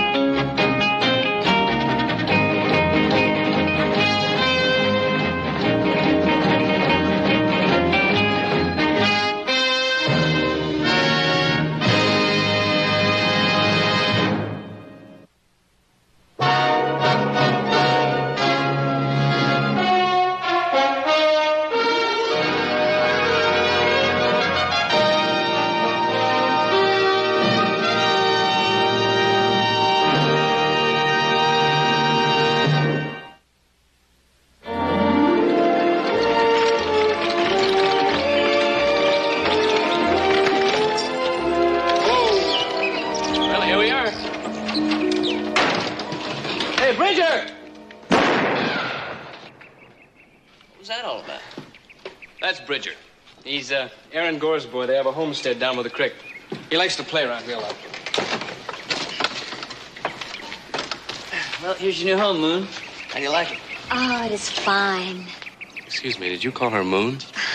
Well, if you had a wife and her name was Moon Rising Red over Big White Top Stony Mountain, what would you call her? Moon. That's what I decided. I know you're anxious to see the inside of the place. Come on.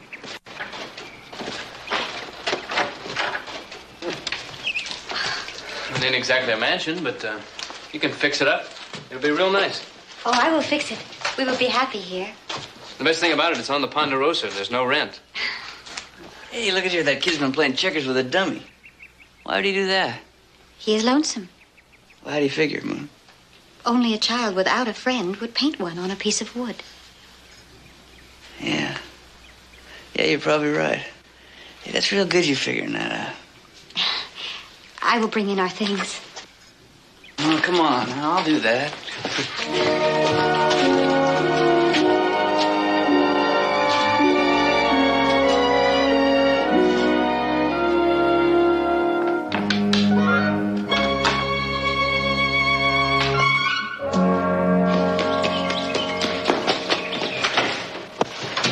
Hey, boy, come here.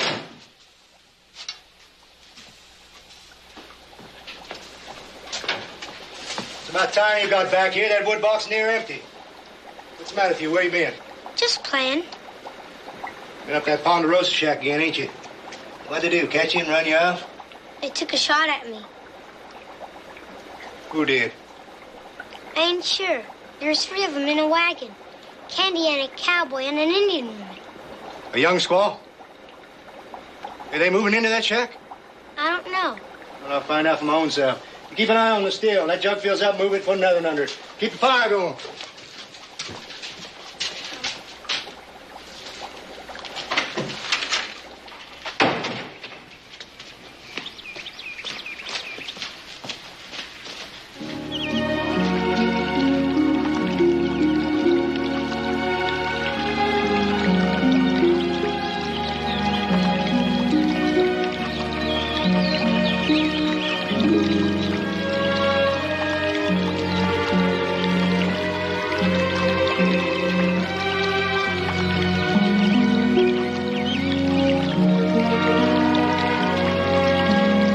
It is nice, but you do not have to. What happens to like the work? I hope that always will be true. That always will be true. And I'm gonna get a lot better when I get some practice. Please. Practice a lot.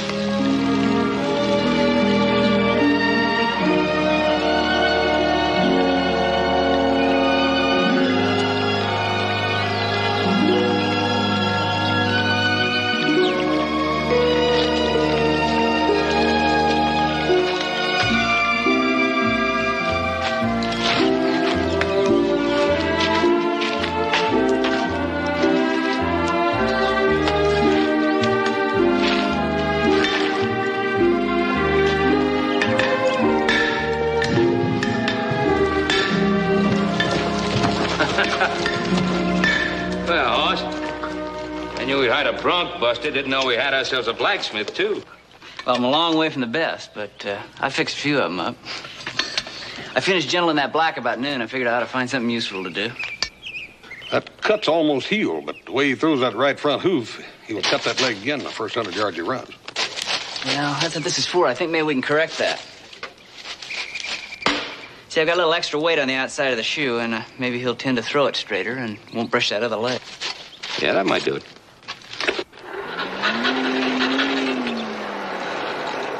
No, it's been done before, but it takes quite a bit of blacksmithing. Well, we'll know a lot more about it after he's worn it for a while. Mr. Cartwright, I know I just come on your payroll, but we need some supplies. I sure would appreciate a little advance if I could get it. Oh, sure. How much do you need? Oh, $20? Oh, of course. We didn't have to wait until now to ask for it. I figured I ought to earn it first. Oh, one other thing. Could we borrow your buckboard? Of course you can. Why don't you help yourself to some of our supplies? Save your trip. Well, Moon needs some new pots and stuff. New water bucket. I think we may as well go on into town. Will, why don't you... Hoss is going to town today. Why don't you go along with him? Yeah, Will, I'm going in. You and Moon right in with me. Mr. Cartwright, if you're worried about me taking my Indian wife to town, don't. I can handle it. Yeah, well, I was thinking about her. Well, we went all through that before we got married. But I do appreciate you thinking about her. And we would enjoy the company, Hoss. I'll get your money.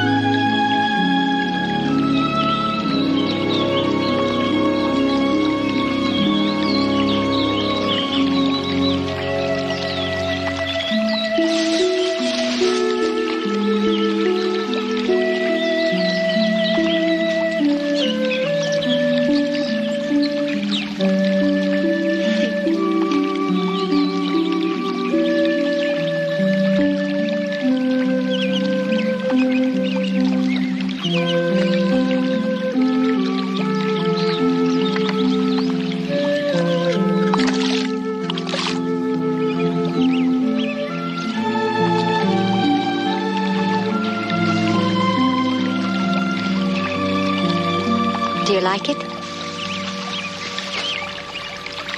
I made it for you. How could you? You've never seen me before. Every day for more than a week, you have watched me from behind those bushes. Like an enemy. I want you to be my friend. But you're an Indian. Indians need friends, too. Sit down. Play with it. You made this by yourself? Yes, That's real good for a female. How'd you do it? with a knife. How'd you fasten on the paddles? With pitch from a pine tree. Oh, where'd you find it? Down the creek, near where you live with your father. He ain't my father. He's my stepfather. How'd you know where I live? I tracked you. You did? Yes. What is your name? He wants me to tell people it's gore like his, but it ain't. It's Green. Bridger Green. Bridger Green. What's yours? My friends call me Moon. Who gave you a local name like that? My mother. The moon was the first thing she saw after I was born. What was her name? Running Deer. What is your mother's name, Bridger? I ain't got no mother. She died when I was little. Can I take this home? Yes, I made it for you. Could you learn me to follow tracks? It would take much time. I got lots of time. I sneak out on him every day.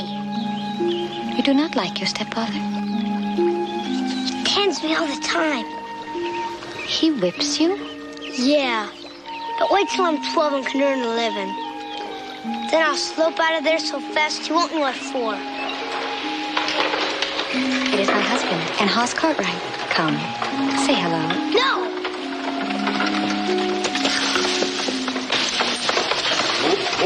Come on, honey, we're going to town.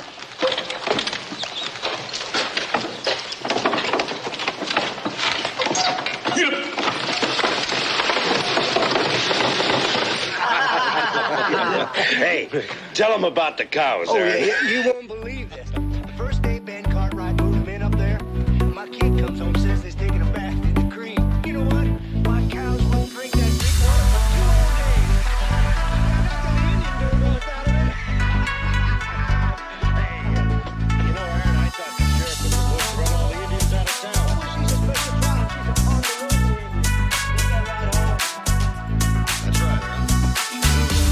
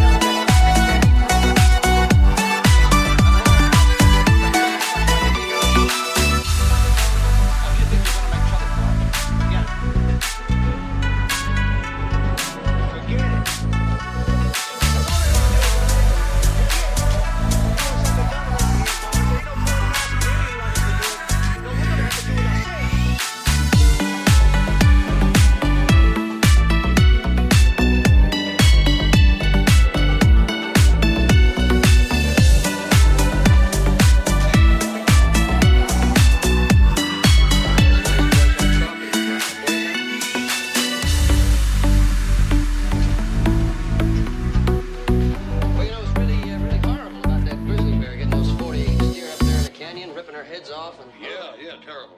And the lightning striking the city hall, burning plumb to the ground. Paul, what's the matter?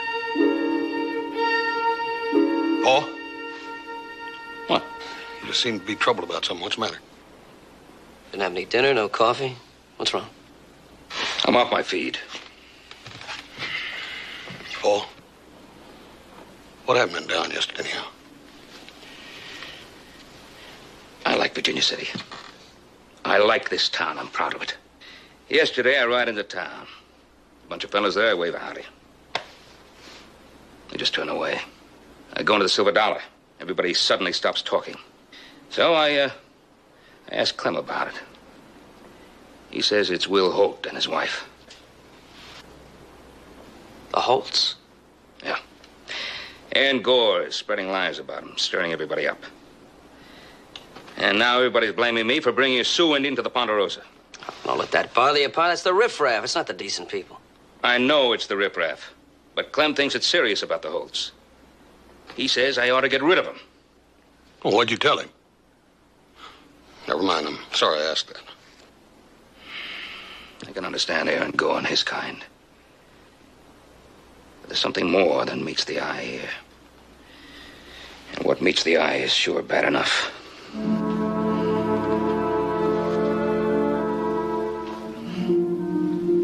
Put your hands over your eyes. Keep them shut tight. I will.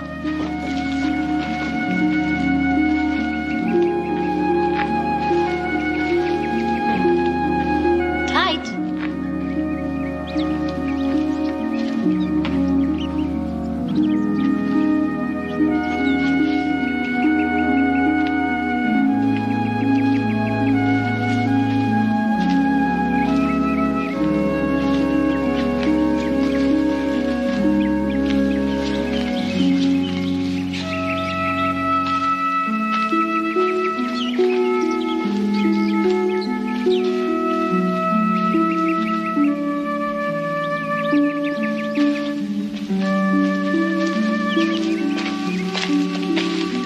All right. Go ahead. Track me.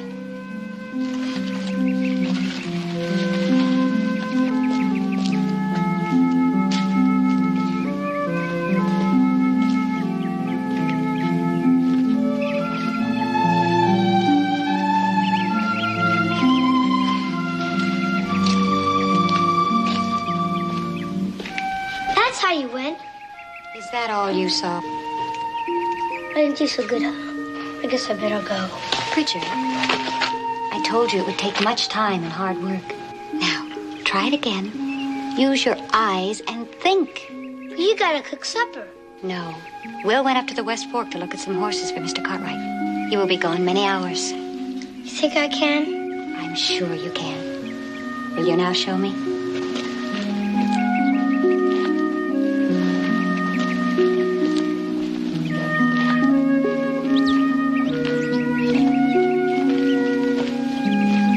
One for Prince Deeper. Why? I don't know. Think. He was carrying something heavy in one hand. Which hand? Right hand. He picked up a log of wood. Good. Go on.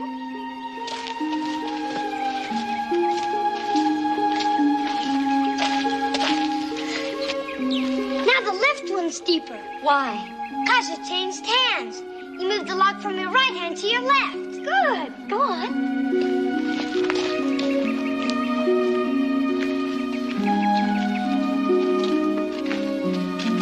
Now they're both the same. Why? You put the log down and get on the pile. Good. But here, Ryan, they're even. 'Cause you wasn't carrying nothing. Oh, good. Now you're starting to track like a real Sioux boy. You know why I done better today? Yeah, because you used your head. That ain't the only reason. I'm carrying an Indian charm. Where did you get it? Home. Indian, ain't it? Yes. Ogallala Sioux, a good luck charm. How did it happen to be in your house? Just there in a box.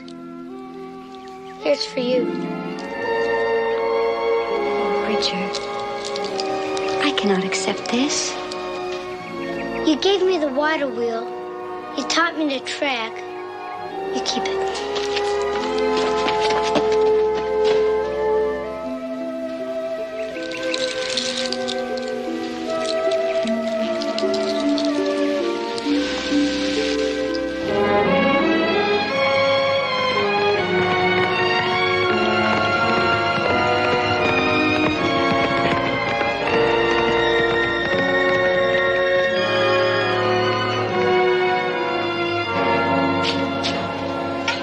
There's one thing you can do, Aaron. You can sell out. Find me out now with a squaw living next to me. Yeah. The more I will it around, the more I think you're right. We ought to run her out. Who's we? Oh, you and me. Jonas Armstrong's pa was scalped by a Sioux. And there's plenty of people around here who hate Indians. Why, they'd be glad to help you get rid of them. You might have an idea there, Muley.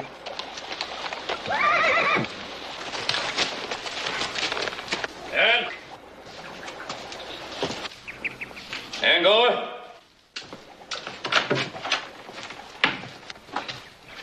Aaron? What do you want? Well, I want to talk to you. It's all right. He's a friend of mine. Go ahead and talk. I came to give you some advice, Aaron. You'd be smart to take it. Now, look, this place ain't as big as the Ponderosa, but it's mine. While I'm on it, I don't aim to be elbowed, not by you nor anybody else. I'm not elbowing you, Aaron. I don't see you from 1 year to the next. Yeah, but when you do, you look at me like I was a wet dog or a dirty Paiute. I don't look at you in any one particular way or another. If you think I do, maybe it's because you're looking for it. You can make a good living here. Look at this place. Rusty tools, your corn isn't hoed, your roof's caving in. What, you come here to give me a Sunday school lecture? Because if you did, I ain't got time to listen to it. I got work to do. All right. I'll skip the lecture. Well, I'm purely obliged, Mr. Cartwright. Now, Muley and me can get on with what we was doing before you butted in. Not just yet. Came here to talk to you about something. About my bronc buster, Will Holt, and his wife. What about him? You've been doing some talking in town and telling lies, stirring up trouble. I want you to put a stop to it, all of it. Well, yeah, I'll put a stop to it. As soon as you run him out of here, Indian lover. You just watch yourself, Aaron. You stop putting names to things. The man's a good man. I don't care if he's red, white, blue, or purple. Will Holt's a good man. Yeah, he's some man. What kind of man is it marries an Indian? What have you got against Indians? I don't associate with them. I don't let my kid associate with them, and I don't want one of them for a neighbor. Why? Because they're dirt, that's why. Those are your thoughts. Fine. But you keep your thoughts to yourself. And keep away from Mrs. Holt. If you mistreat her in any way, even peep at her again from behind those trees over there, you'll answer to me. Is that clear? I ain't gonna mistreat her. But remember, I'm not the only one that wants her out of here. I'm not responsible for what somebody else does. Now, don't let any harm come to her.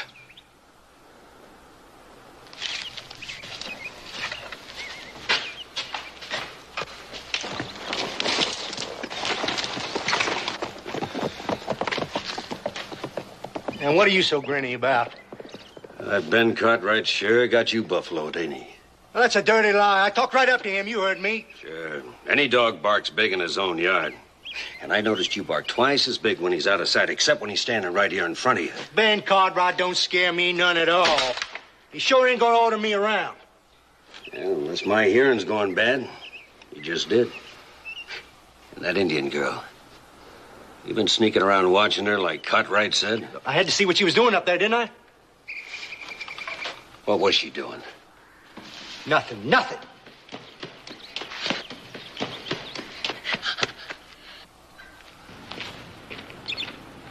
I've been looking for you. Come on in here.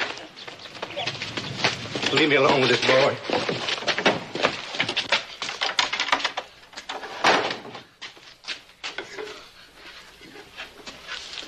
Now, where'd you get this? You sure never made it, but I found it hid under your bed along with my hatchet. Now, where'd you get it? I stole it. Where? Up the creek. Well, that squaw made it, huh? I knowed it was Indian work. What was you doing up there? Just looking around, like you do. Don't get impudent with me. What I do ain't got nothing to do with you, boy. Now, I want to know, you been talking to her? Now, speak up, boy, or I'll rawhide you ragged. You been talking to her? Yes. And what about that no-good squaw man of hers? You been talking to him, too? No, I ain't never seen him but once. You're lying to me, boy. You seen him. Comes home to eat, don't he? You been eating up there, too, ain't you? No, Aaron. Will ain't home. He's up at West Fork looking at some horses. West Fork. Will, huh? You ain't never seen him, but you know his name. What about her? You know her name, too? Her name's Moon. She made the water wheel for me, and she's learning me to read sign. And she don't smell bad like you said. She smells good. She stinks. So does this.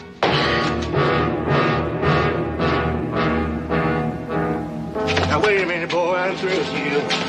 Now, you've been rooting around in my stuff, ain't you? You've been stealing from me. I didn't mean no harm. You took that charm of mine, didn't you? Now, what'd you do with it? I lost it. Oh, boy, you're lying to me. Now, where is it?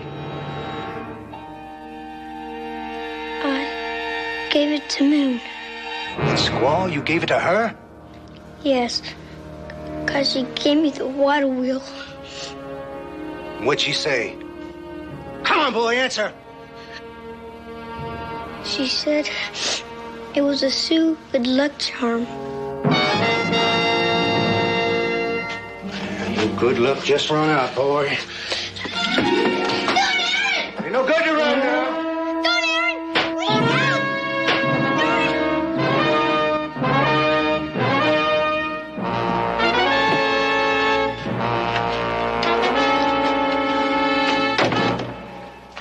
Get out of hand, there ain't nothing you can do but tell him.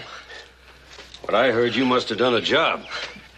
Well, you tell a kid, you gotta let him know you mean it, right? That's the only way to handle it. Whale them if they get out of line. You handle it just right, Aaron. I sure did. You know, Muley, I just decided I had enough of Ben Cartwright telling me what I can and what I can't do. We can get Jonas to ride with us. I'm gonna run that Indian and her squaw man clean out of the country. Well, Jonas will go. But when? When are you gonna do all this? Tonight. As soon as it gets dark enough.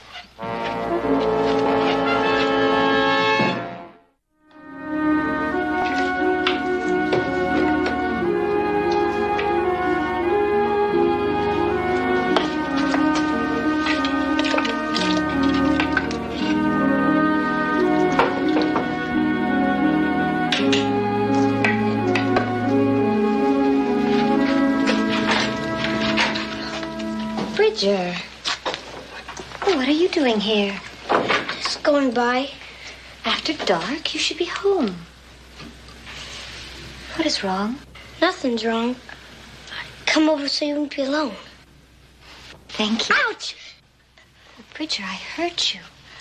I am sorry. It's nothing. Is it your back? Let me see.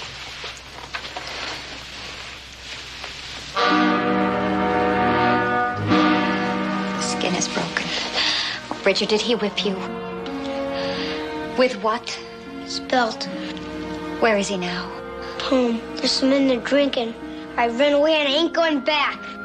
Bridger, can you walk as far as the Ponderosa? What for? I want Mr. Cartwright to see this. You do not have to stay with that man any longer. Can you walk that far? If you go with me. I will go with you. Now. Hey, squaw, come on out. You dirty Indian. Come on out, squaw. We'll drag you. Come on out there. We won't talk to you.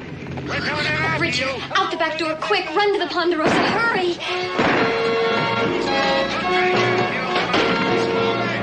What's coming to you? Come on out of there. Get out of there. All right, boys, come on, let's tie up.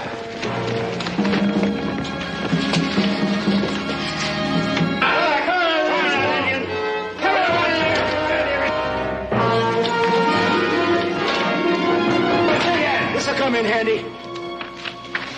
There she goes. Oh, don't shoot. Leave her to me. Take care of the cow.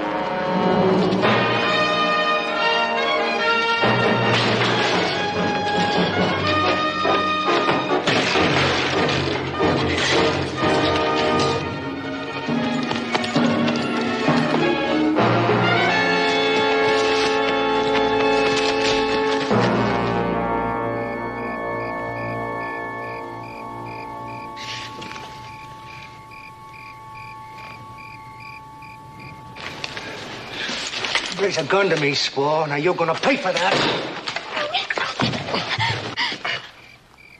You are Bridger's stepfather. You are Aaron Gore. Well, you know me, huh? Well, you're gonna pay for that, too.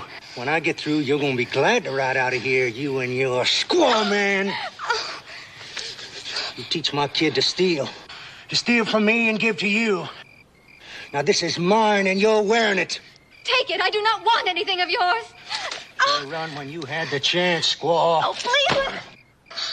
Oh, let me go.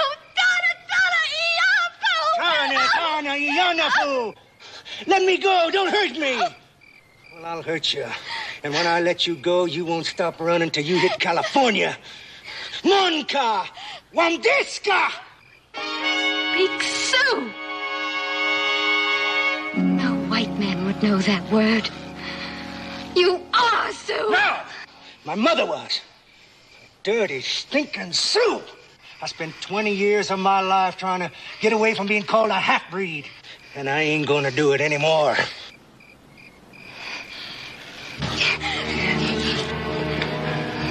It's too bad you had to find out about that.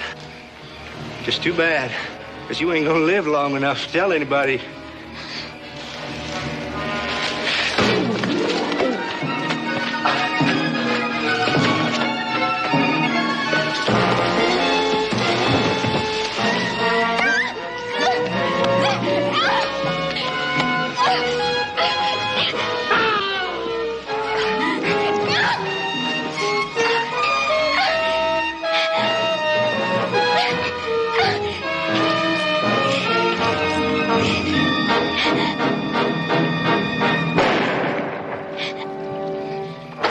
Over there. Let's go.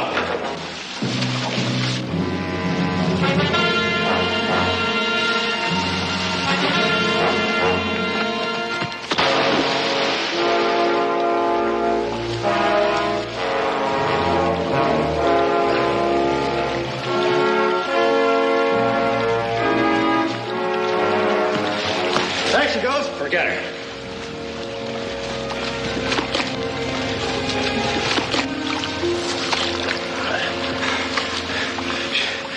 She shot me. We gotta get him to a doctor. Take his feet.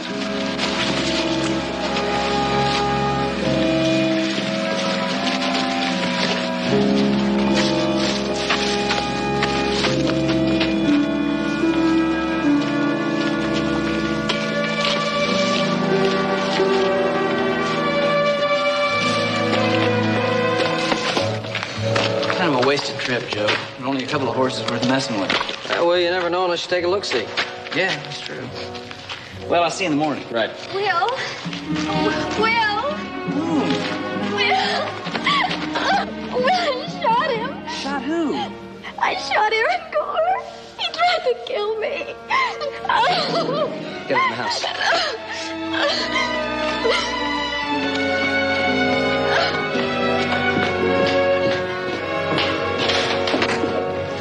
Put her on the sofa. All right. Sit down. It's all right. I'll get some brandy. Easy now, easy. Easy. All right, now. Joe, what happened? Moon said you just shot Aaron Gore. Hurry up, House.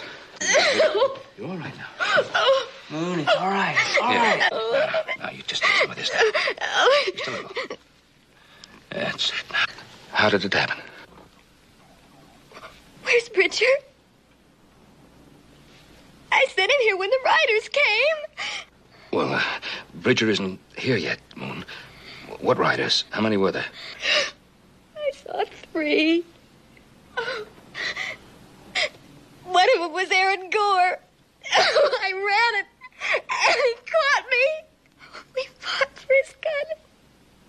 I shot him. Did you kill him? I do not know. Why would he come after you, honey? I found out about him. He's a half-breed. His mother was a Sioux. So that's it. Where did you leave him?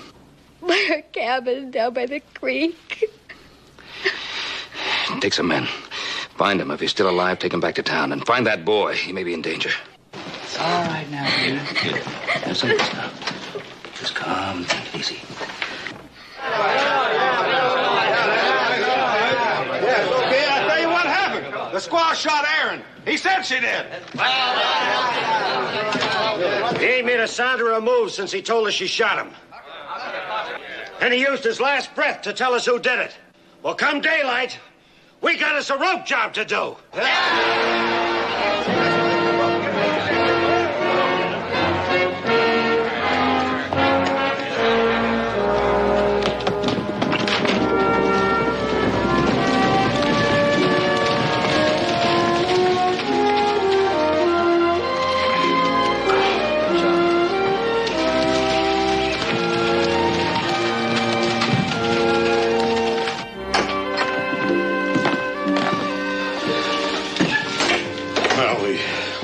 No sign of Aaron or the boy.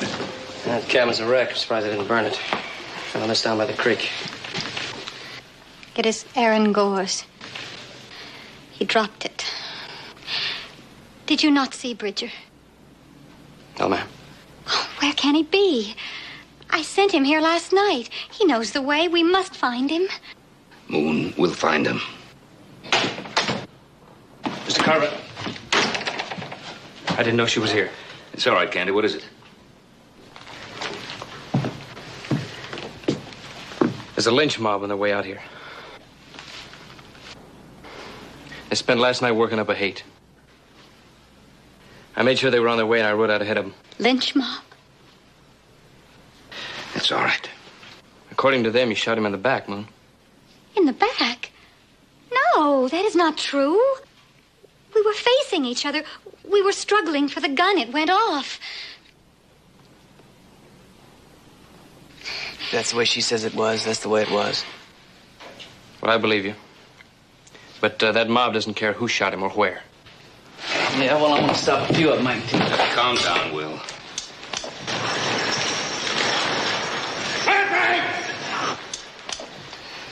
Get the rifles. You stay here with your wife. Hey, Cartwright! We know she's in there, Cartwright. Bring up that squad.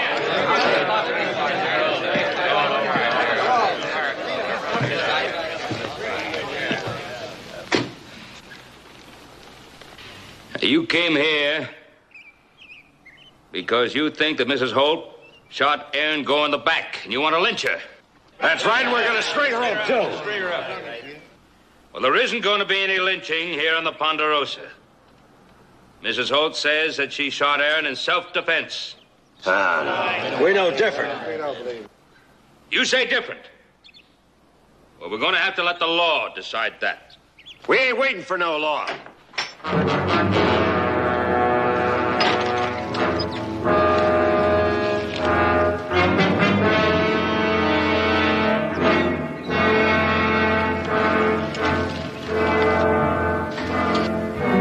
Gentlemen, just turn your horses around nice and easy and ride on back where you came from.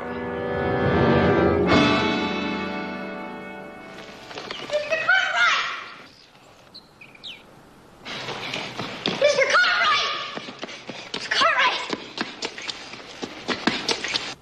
Hey, boy, you belong with us, not with those folks that are hiding that squaw that killed Aaron.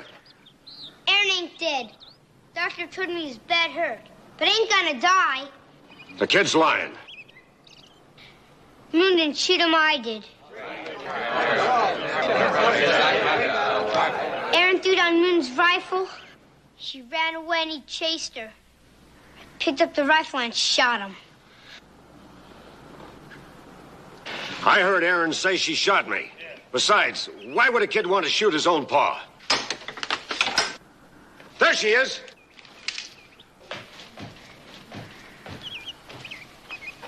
I will show you why.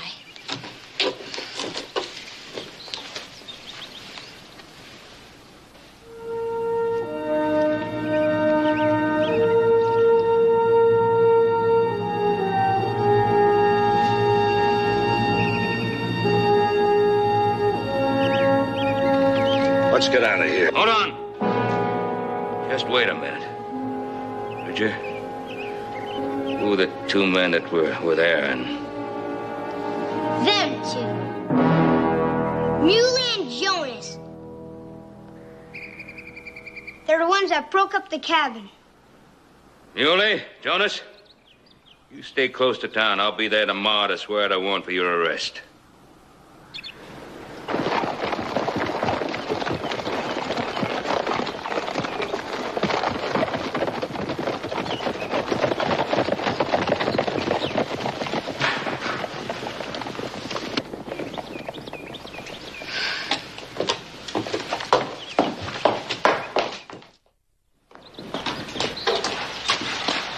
Here's another blanket. Oh, now. That ought to help get things started again. Oh, thank you, Alice. You are very generous. That's the least we could do.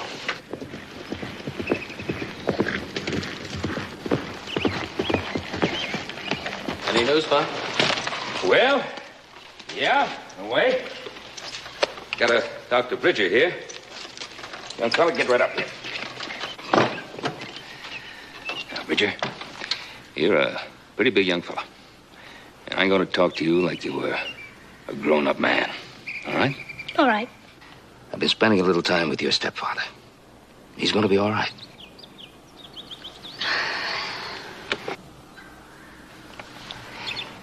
He feels kind of badly about the way things have turned out here. And Bridger, he'd like to go off someplace by himself and start all over again. So the court has appointed an executor to... Well, an executor is a man who looks after the things that you're not able to look after till you're 21.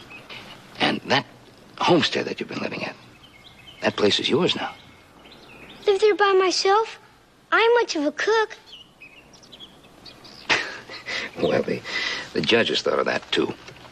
And he says, if you've a mind to, that you can adopt some new parents who can live there with you. I can? Yeah?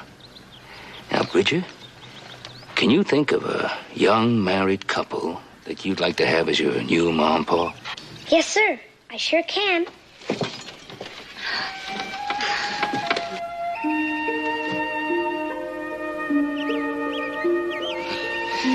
Well, now, Moon and Will Holt, do you accept young Bridger as your newly adopted son? Well, I sure do if Moon does. I accept. Fine. Bridger, do you accept Moon and Will Holt as your new mom, Pa? I sure do. I think that settled it, don't it? Well, not quite. See, the executor has to give his approval.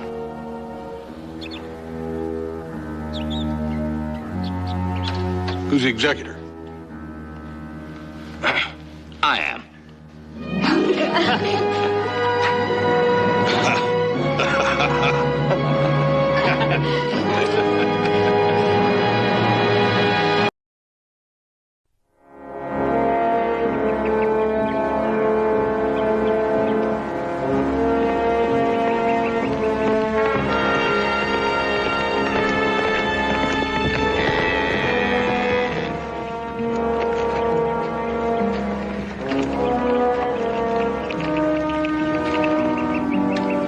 That's 10 of them. 10 dead calves. Yeah, 10 that we've seen. How many are we going to find in the brush? Cow doesn't look so bad now, but 3 or 4 days from now, without any salt, their bones will be sticking out.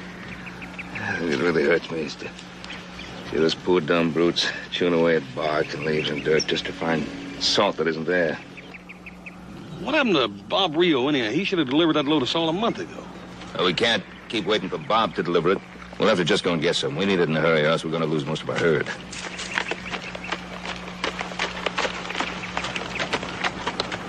The dead calf just over the hill. There'll be a lot more if we don't get salt in a hurry. 3 days of Spanish wells, 3 days back. Better get started.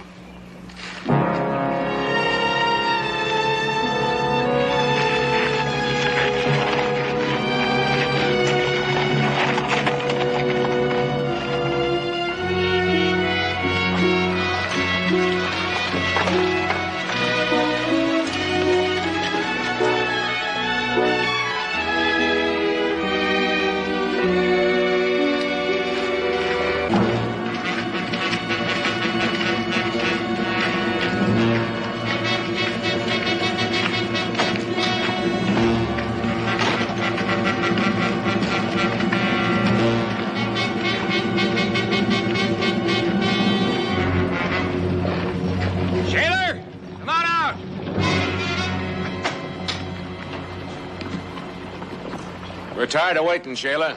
We got cattle falling. We want salt, not promises. We want it now.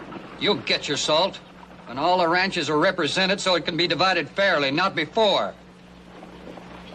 Now clear the street. Now that's just a warning. The next one's gonna cut flesh. Clear the street!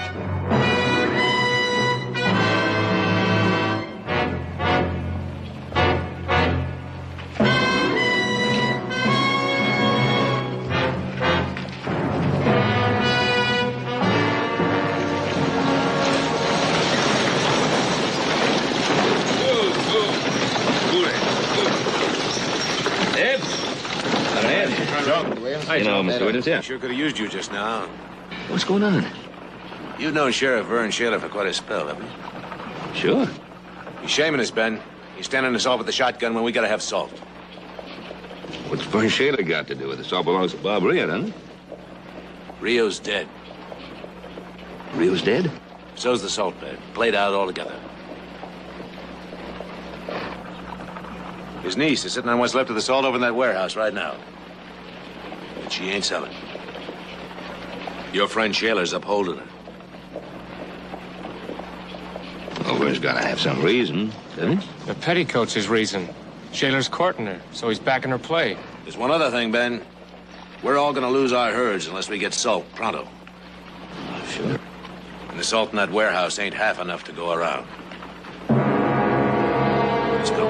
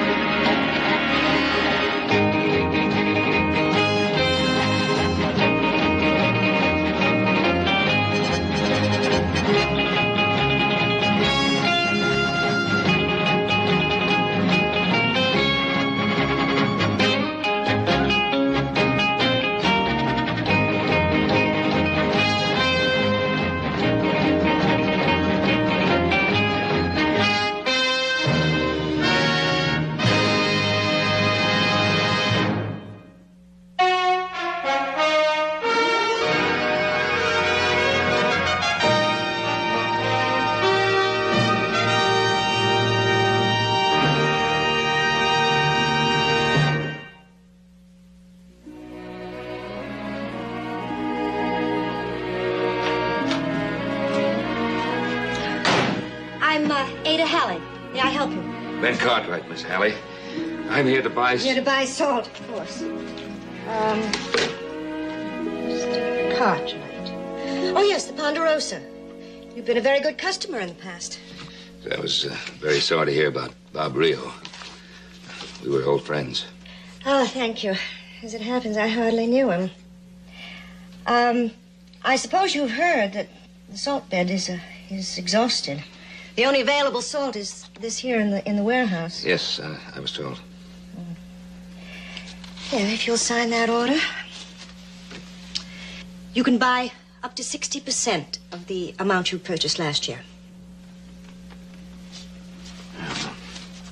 We're ready to load and pull out right now, so if you just tell me how much I owe you. Oh, now, just a minute, Mr. Cartwright.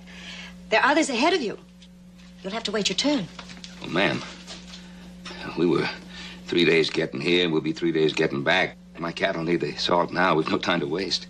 I'm sorry. You'll have to wait your turn. Miss Hallie, have you ever seen cattle die for want of salt, not one or two at a time, but in bunches of 20 or 30? I've been spared that experience. We were losing calves when we left the Ponderosa, ma'am. If we don't get that salt there immediately, I can lose my whole herd. You've no idea how many times I've been told that lately. Right now, while we're talking here and arguing, I'm losing maybe 20 or 30... Trouble, Miss Hallie? No trouble. I was just telling Mr. Cartwright, I only own the salt.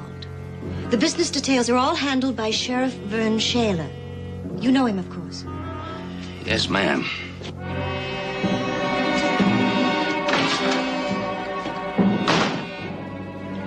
Thank you, Mr. Jackson.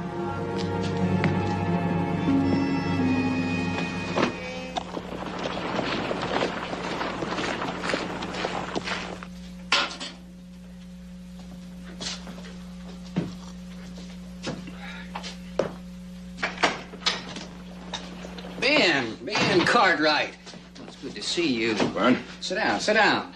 Well, this calls for a drink. Maybe something a little stronger than this coffee. I got a little brandy here. I can't talk about salt, Vern. This is your kind of brandy, Ben. In fact, it's the first time I ever tasted this without it to Ponderosa. Vern, I can't talk about salt. You and a lot of people. This is the worst drought I ever saw, Ben. No spring grass. And Rio's scraper hits bottom and no salt. Miss Allie tells me that you're in charge of the financial details. Yeah, just before you got here, some of the ranchers were trying to take me apart. I had to run them off. Yes, I understand.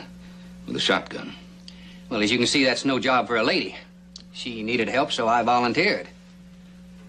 When all that salt's gone out of the warehouse, Ben, there's no more, maybe for 400 miles. Closer to 500. Yeah, and the cattle bawling all the way from here to Big Spring.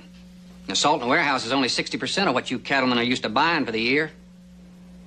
So naturally, when I heard that, why, I told Ada we're going to have a problem. Now, somebody make sure that all you buyers get a fair share. That's why I took the job. Now, look, Vern, you know how much each one of us is supposed to get. Sell it to us and let us go home. I'd like to do that, Ben, but it's not my salt, it's Ada's. And she's got the right to say. And she wants all you buyers here so that nobody can squabble over the deal. Even if the cattle die while we're waiting? But she doesn't know anything about that. She's from the city. Well, you're from here. Why don't you tell her? Look, Ben, you'll be on your way home by tomorrow. You're the last buyer to show, except this Sid Talbot from the C-Bar T Ranch. And we just got word he'll be here in a few hours. Well, that ought to make you feel better. She wants all the buyers here. And salt's in short supply. Now, how much is that salt going to cost? Well, a little more than last year. But you can understand that, Ben, with the salt beds scraped clean and... How much more? I don't know exactly. We talked about price, but we didn't exactly nail it down. Well, she's not going to hold you buyers up, Ben. Now, she's a good woman. She's as fine as they come. Well, I'm sure she is, Vern. You might just tell that fine woman that wars have been started on account of salt. And if she's not careful, she just may start one here.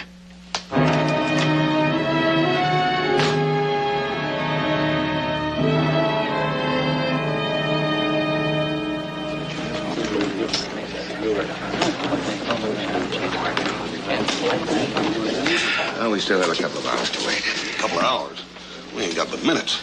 I know. I've said that till it's coming out of my ear. We still have to wait. Ben, we're having a meeting. You've been talking to Shayla. We'd like to know what he had to say. I can tell you one thing. When the big ones start bidding for that salt, there ain't going to be any left for the rest of us. Oh, Mr. Cartwright? What am I? I just left Shayla. The salt sale will begin just as soon as Sid Talbot gets here. First, we wait for Carter. Now Talbot. Big money man. Either one of them can buy all the rest of us. Barney, if you don't simmer down that mouth of yours, it's going to get you in trouble. It's all right. When's Talbot getting in? He's here now.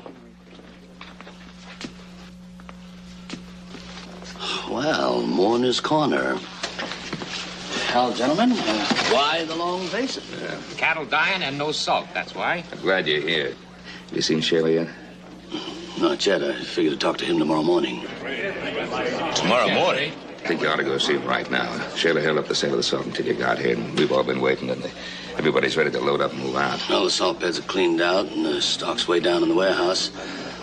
How is this going to be divided up? Well, everybody's going to get 60% of what they got last year. Your idea, Cartwright? No, Shayla's idea. He figured it out with Miss Allie. The lady who owns the salt. 60% seems fair enough for those who stood still. Those who sold some of the cattle, that's more than enough. Well, gentlemen, you see, my herd has increased by 1,200 head. And 60% of the salt I bought last year won't nearly be enough. 1,200 head is more than twice what he was running last year. Sit down now. Oh, he hasn't been in town 10 minutes. Shut up. He's already trying to There's steal no point it. in arguing and fighting and bickering now. Let's try to figure out a way to work this out. Difference between you and me, Cartwright, is you want to see everybody gets their share. Me, I'm only interested in mine.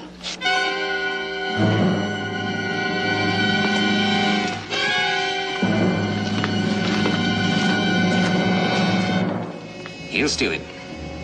One way or another, he'll grab our shares. No, he won't. Shayla won't let him. Shayla said he'd make sure that salt was divided fair. didn't he, Ben?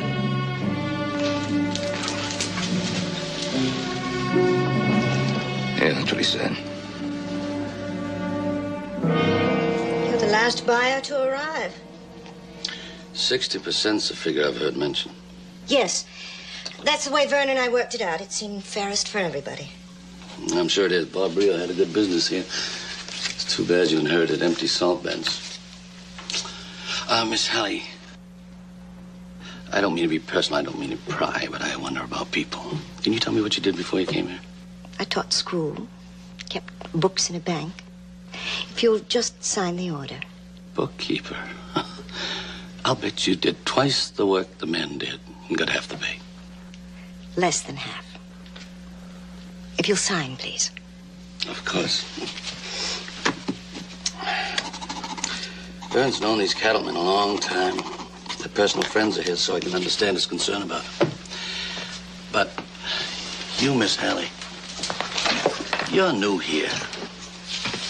You've had to work for a living. You know it's a dog-eat-dog world. I'm surprised you haven't looked out for yourself, your future. I have, Mr. Talbot. Not in the way I mean. My herd's increased in size, and I'm going to need more than 60% of last year's buy. I'm sure you are, Mr. Talbot. Every cattleman has told me the same thing. I pay for what I want, Miss Hallie. I pay very well.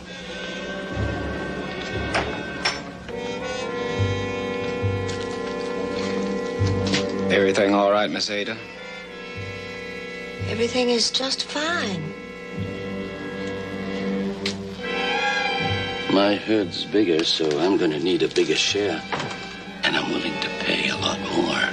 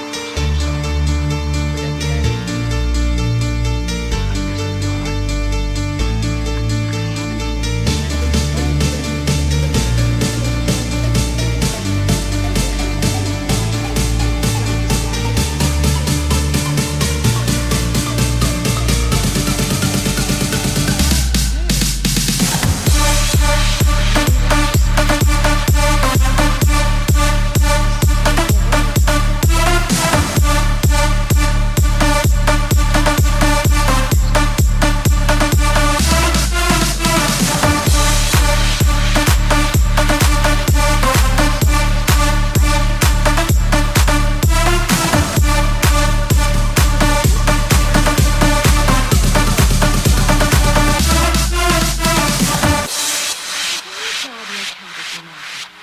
You don't sell to the lowest bidder, do you? Peter. Let Mr. Cartwright answer.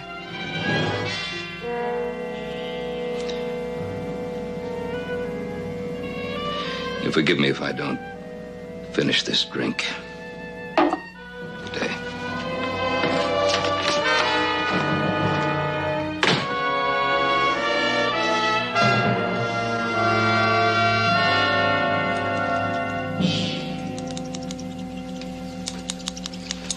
That's what I said, 1,200 head.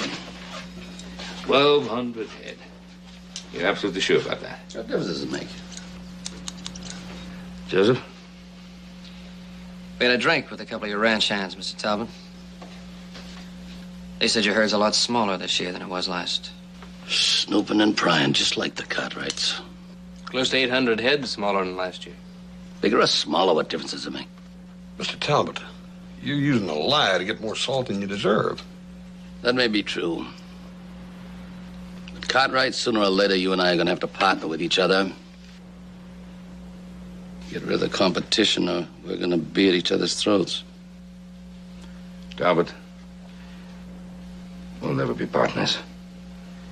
And if I have to, I'll fight you all the way.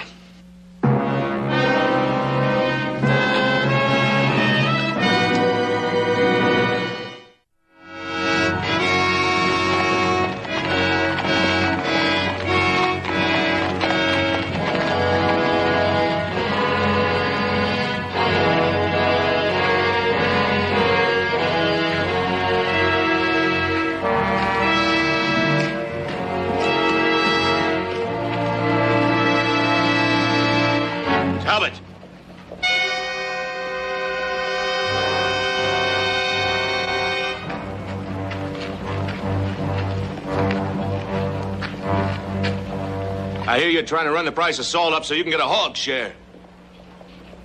To get what I want, I pay what I have to pay. You already got Hawkins and Walters siding with you against the rest of us. Now, what did that cost? Money? Salt? Or both? Williams, you talk too much. You raise that price out of our reach, we're all gonna lose every head we got. Tough, Zeb. Tough. Talbot!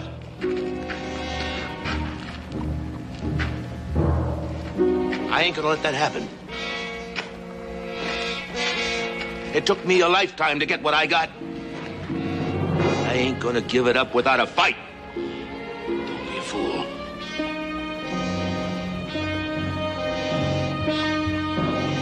Hey, Williams!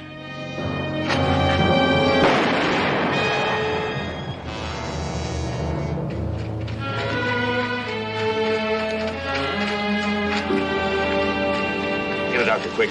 Take him to his room. Pa! Pa! Careful, careful, careful. Who shot you, Pa? Never mind that now. Let's get him up. Who did it, Pa? Never mind. All right, what's going on here? Just difference of opinion, Sheriff. It was a fair fight. Nothing fair about it. Talbot's twice as fast as Williams. Talbot, you shoot Williams? Williams drew on Talbot. All Talbot did was put a bullet in Williams' shoulder. Nobody has any objection. I'll get on with what I was doing. Williams was only one man, Talbot. Maybe you'd like to try to walk over the rest of us. My way, and I will. Next man draws a gun, draws against me. Now, the rest of you people, move out of here.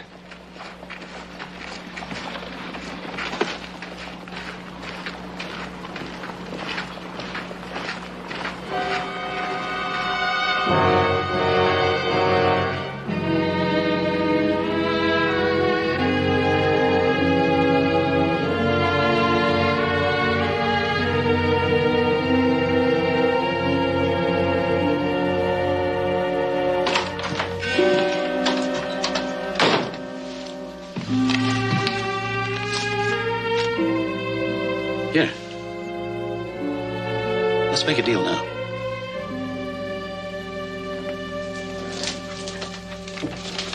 It's more than twice what I offered you yesterday.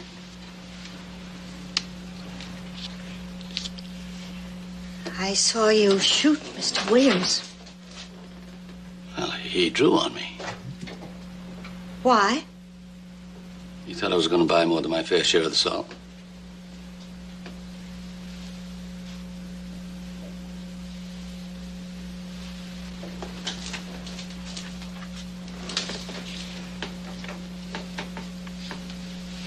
What? What's wrong? Well, if my salt is worth shooting a man for, it's worth a lot more money than this. Missy, that's a fair price. Don't try my patience. Are you threatening me, Mr. Talbot? You think what you want to think. But if I have to take that salt to get it, I will. Would you like to repeat that in front of the sheriff? I'm just telling you that if you hold that salt much longer, my cattle are going to die, and I'm not going to let that happen. And I'm not going to take less for my salt than I can get. And I'm not going to deal with you alone. I'm going to meet with all the cattlemen. In 1 hour, put a price on the salt.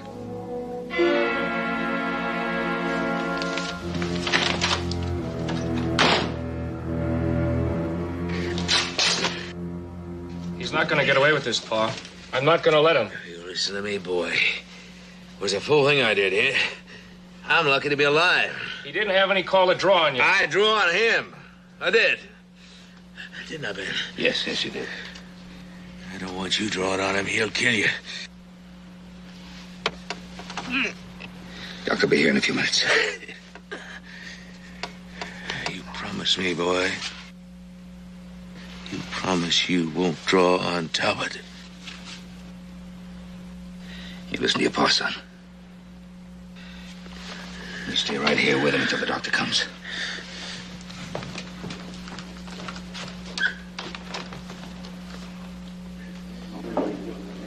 She called a meeting. Everybody's here. Where's she? She'll be along in a minute. I'm taking all I'm gonna take. You won't have to wait any longer, Mr. Talbot. You set a price? Yes, I have. $1 per head of cattle you own, for 60% of the amount you bought last year. I've got 700 head. It'd cost me $700 for salt worth less than $50. If I had $700, and I haven't. You can borrow it, Mr. Pardee. Borrowed to the hilt. Shaler, you behind this? I set the price. Mr. Shaler had nothing to do with it. Then, ma'am, I know Hogg's got better family than you. Now,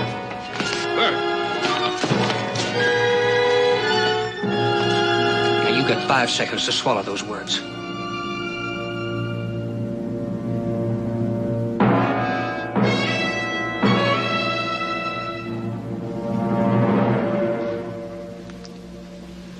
I beg your pardon, ma'am.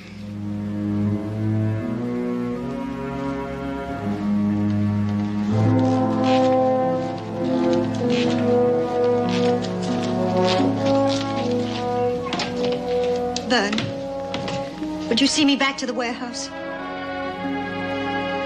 I'd be happy to.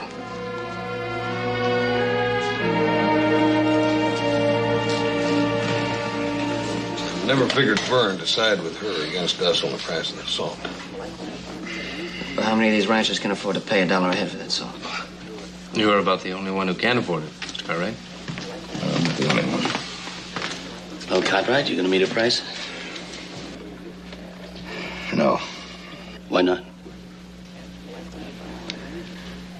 If I meet a price, and if you do, that'll establish it for every rancher here. None of them can afford it.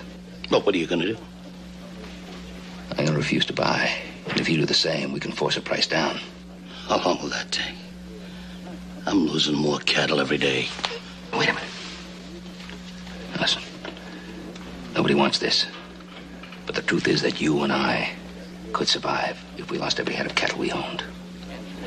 Now, if we refuse to meet a price, if we all stick together, we can force it down. Stick together? These cattlemen will never stick together. I know it. Sooner or later, it's every man for himself.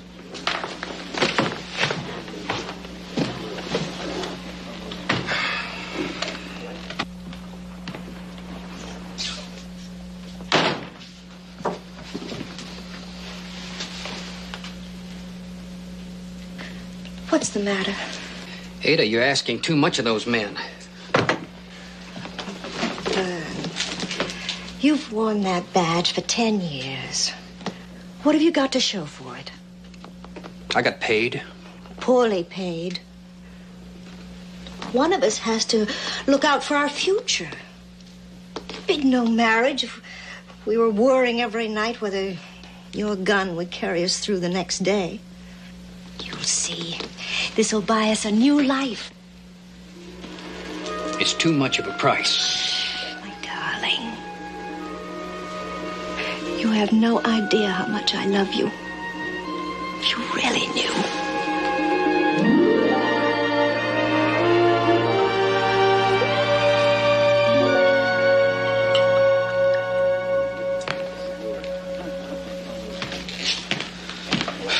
Buy you beer candy, Ned?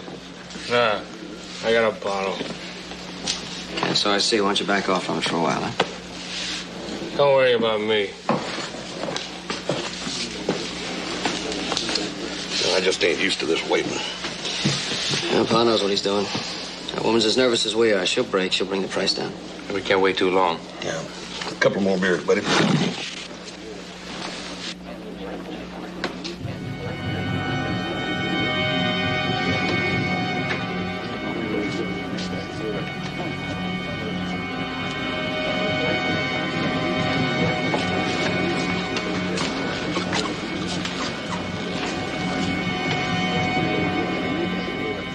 Hey.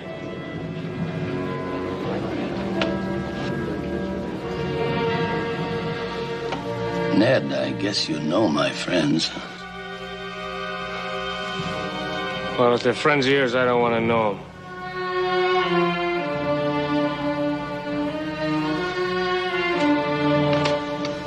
You know why you're still alive? Well, why don't you tell me? Because I promised my pa I wouldn't draw on you. And I keep my promises. That's a smart thing to do. But that don't mean that I can't tell you what I think of you. That don't mean I can't.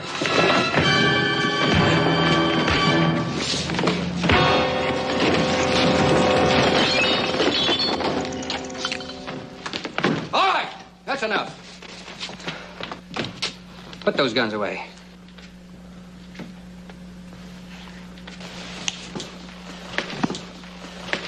Those men hurt. Get them up. Now, any more of this, and I'll lock you all up. What's all this about? And there you got a little running with talcum.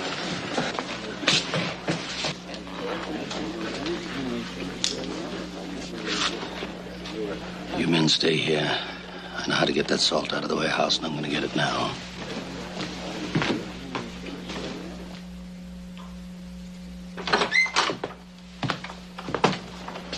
Mr. Talbot, I thought you might be the first to come. And the last, I think. What do you mean by that? I'm prepared to meet your price, $1 a head. Very sensible. And I'm going to offer you $5,000 more, provided you sell me the rest of the salt at the same price.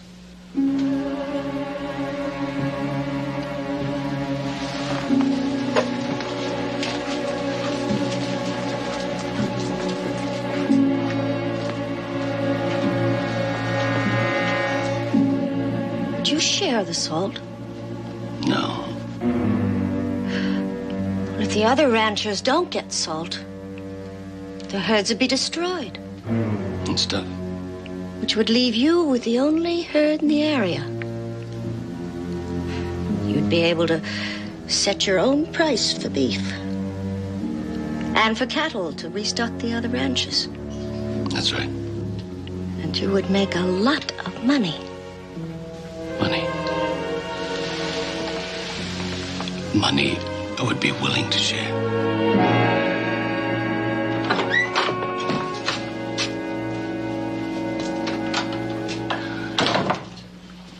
Sally?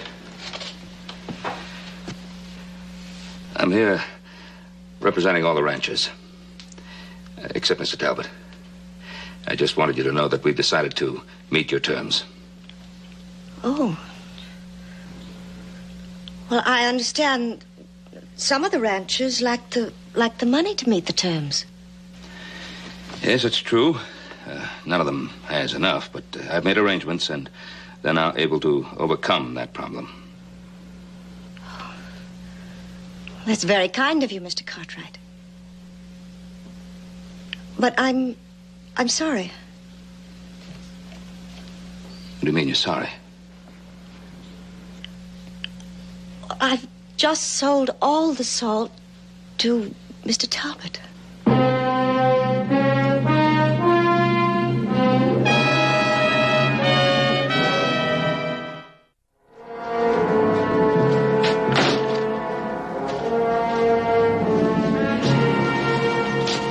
Mr. Cartwright? Oh, what? Something wrong? Yeah, there's something wrong. You want me to get Shayla over here?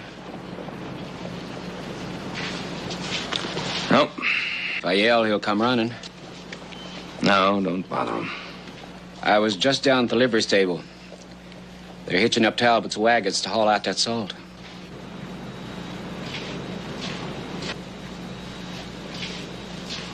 Yeah. Thanks. I'll need a receipt. Of course. Either you or Shayla tell that deputy I bought the salt. You tried to buy it. Tried? Yeah. I gave her the money, and she's writing me a receipt.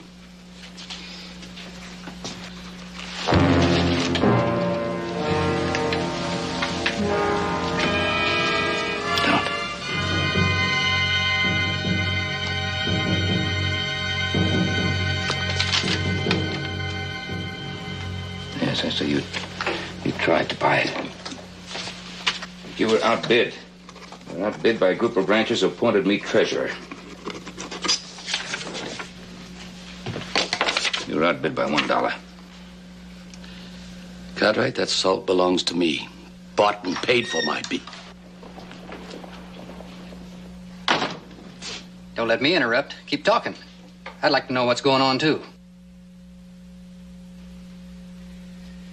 Sheriff, this salt belongs to me.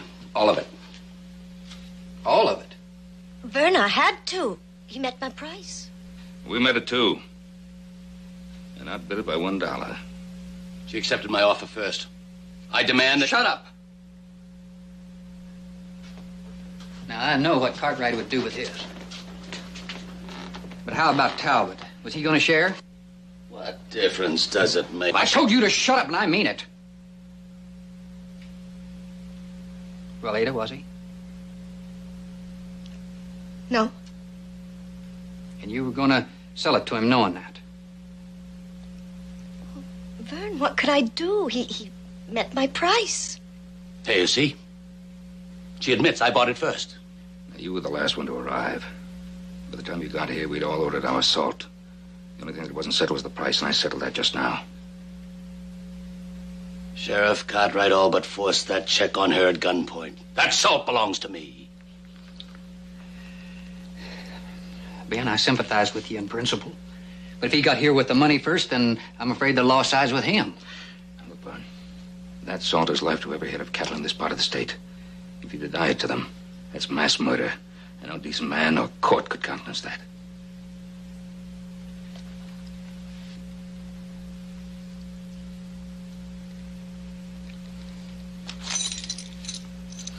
Here's the keys to the loading dock. Tell them and get their wagons. I will, but I want you to divide the salt. I will. Get out of town. You can't do this. This salt's being stolen. Get out of town. Don't you come back.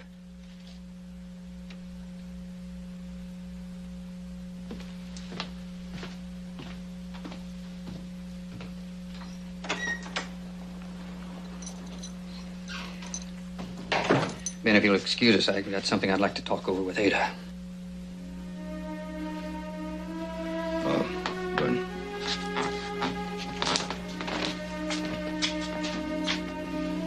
Vern, Miss Hallie, she hasn't lived in this part of the country very long. She's not used to this sort of thing. You know, there's been a lot of pressure on her. Doesn't excuse her, Ben. Vern. A person is allowed a mistake. I'll be out in a minute and help you load.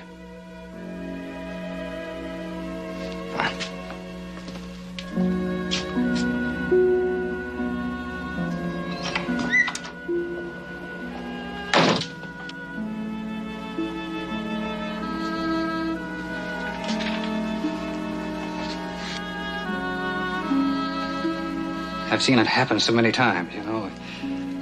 I'm sorry, Vern. I guess I didn't really understand. And I did it for both of us. So we could have some security. Something to build our marriage on. You think you know someone. You know them so well that you begin seeing things with their eyes and hearing things with their ears. And then one day you realize that you don't know them at all.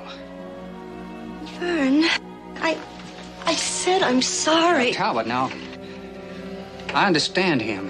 Greed makes his wagon go. He wants everything and then some, but I didn't dream money was the only thing that was important to you. Vern, it's dead. It's all over now. I kept telling myself, it's all right if she gets the best price she can as long as everybody gets their share. But you were going to sell Talbot all that salt, knowing full well he wasn't going to give any to anybody. Vern, he met the price.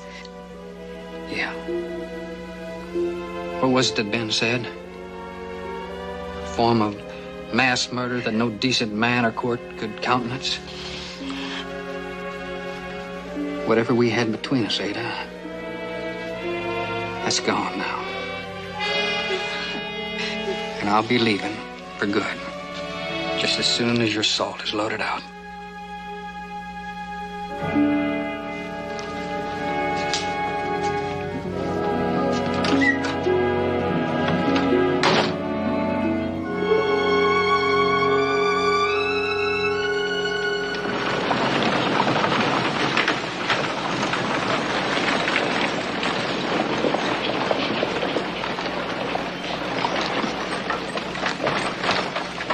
Fella on the livery stable said Talbot and Connor just left town.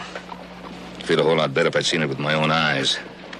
Mr. Cartwright, I figure if they're gonna make a try, that's the place to do it. One rifle up there, and nobody's gonna load any salt. Take a look. Yeah.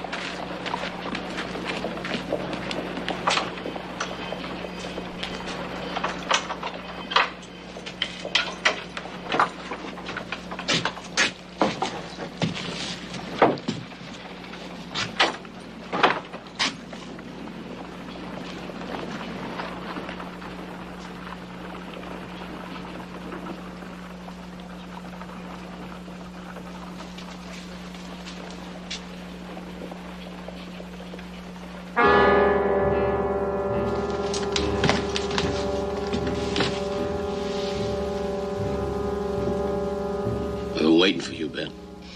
Can't resist the man in trouble, can you? You hit him too hard. Nothing's gonna help him. Stand up. Slow.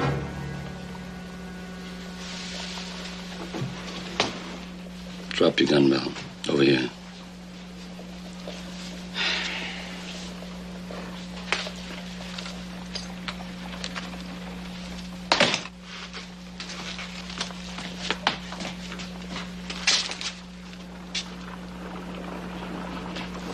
Whole bunches out there. All right, Ben.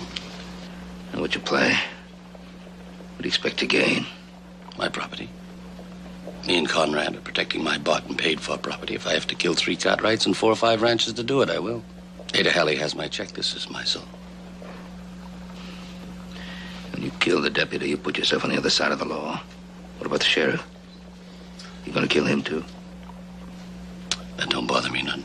Conrad, keep a watch on that door. Now you're gonna get them to come in here, one at a time. Oh, no. You wanna die? No. But you call Horse in here first. Now. You really want to play those odds, Talbot? You pull that trigger, sure you'll kill me. But there are 3 out there for each one of you in here.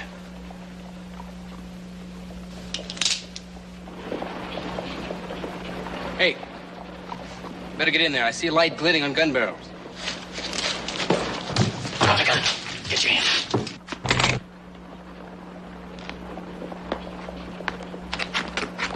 Take care of this one. Talbot!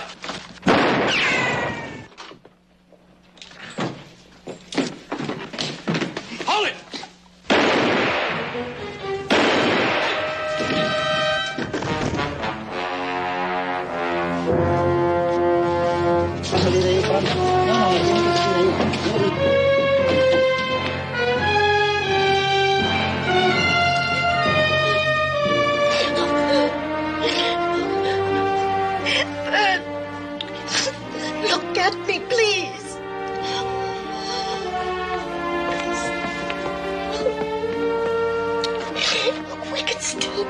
marriage, with love. The money doesn't matter, only you.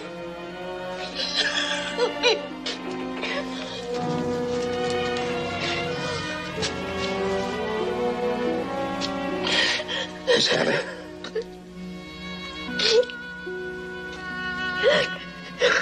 Miss Hallie?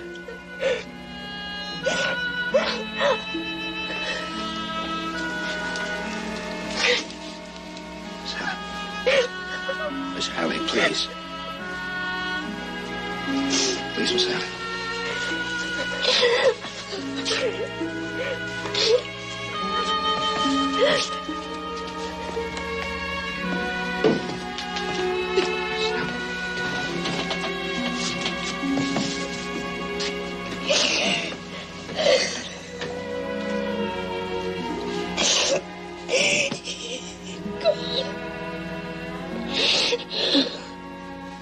All I ever really wanted.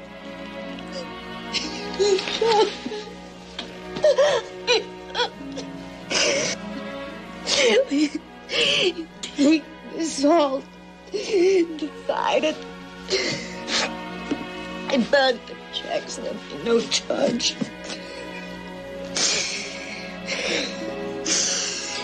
No charge at all. Call it a present from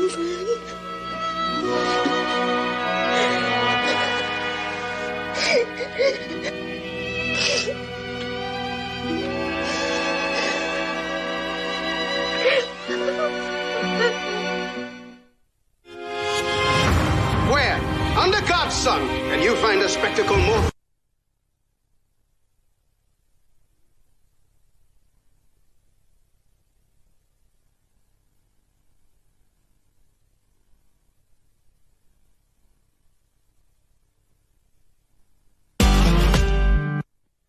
Coming along?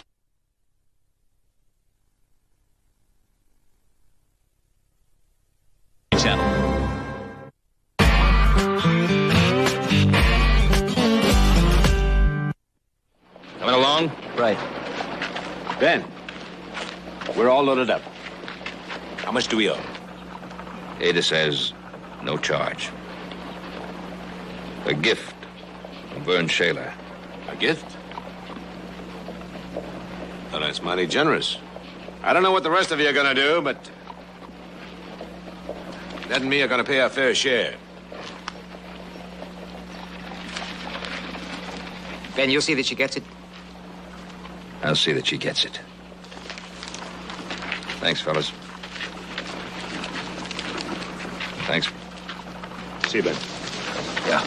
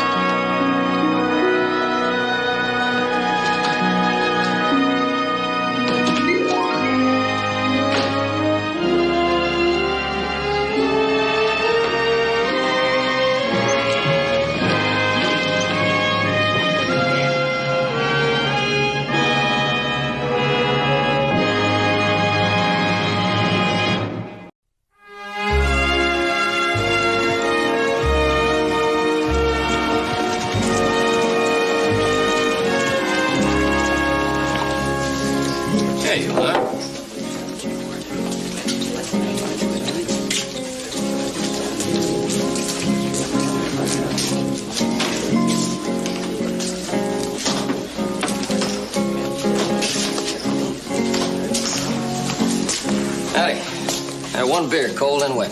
Well, it's wet most of the time. Cold, the odds are 8 to 5. The customer on the short end. I'll take the chance. Hey, you are. All right, thank you. I got lucky. Give me some whiskey. Sure, cowboy.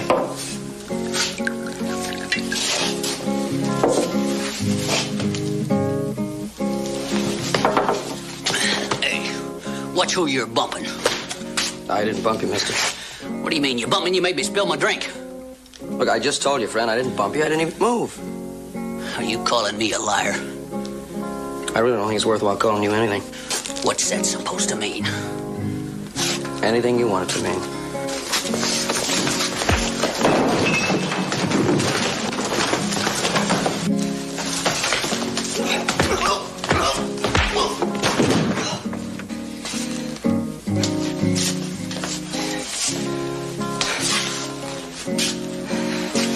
No friendly place you got in. Yo! You ain't ever gonna call nobody else nothing. You really think it's worth getting a man killed for? Yeah, you go ahead and beg me. I might listen. And then again, I might not.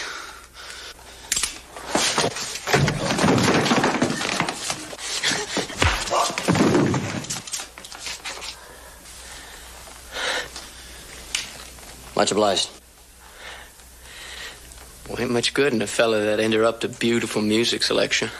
How about a drink? I don't know why not.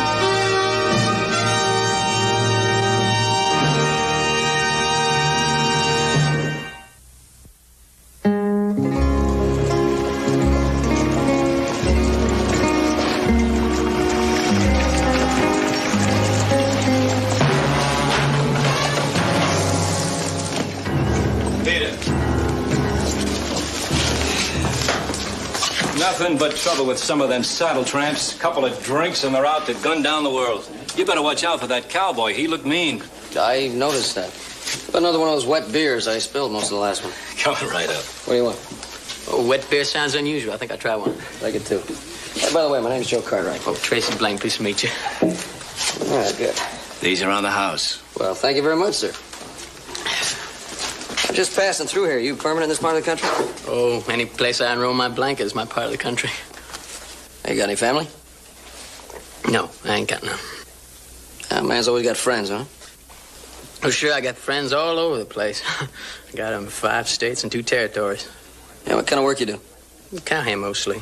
I do anything. All right. Of course, I ain't never been president of the United States. I guess that's a different kind of job. But I don't think there's much difference in being a cowhand at the Circle Y around here or a cowhand at the BJ down in Texas. Hey, you worked at the Circle Y. I just came from there. Cartwright. Yeah, you may be one of the reasons I quit. Yeah, they were going to have me baby that new herd you were bringing in. They're going to have me working so hard it would have interfered with my music. Well, I'm sorry. Had I known, I never would have delivered the herd. Oh, I was going to move on anyway. Doesn't matter. Yeah, well, that takes a big load off my mind. That's what he can deliver a herd of cattle, but I hate to think I interfered with a guy playing the solo guitar. I mean, that's really something. Well, it's nice to meet a true music lover. You said you're moving out. Where are you heading? Well, I've been north, so that leaves south, east, and west. I just get on my horse and just go. Well, listen, I'm riding southeast. Why don't you come along? There might even be a job for you at the Ponderosa.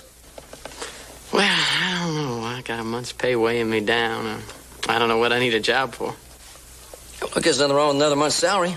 Fill that out of the pocket. You won't have to ride out of balance. I don't know. Seems like such a waste carrying all that money around. And you can travel light, just drift, be free. Well, suit yourself. Thanks again. Yeah. Hey, look, hey, I don't know about the job, but I'll travel down there with you. Good enough. Let's go. You know, something's the matter with me. I was going to sit here, I was going to drink and get drunk and spend my money, have a good time, and a total stranger talks me out of it. You know what's the matter with me? Got no character. Bye.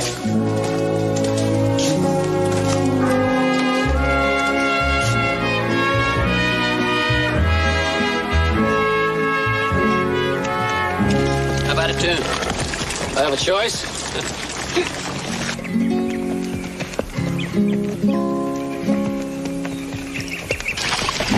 Hey, it's pretty good. Yeah, well, you know, we finished.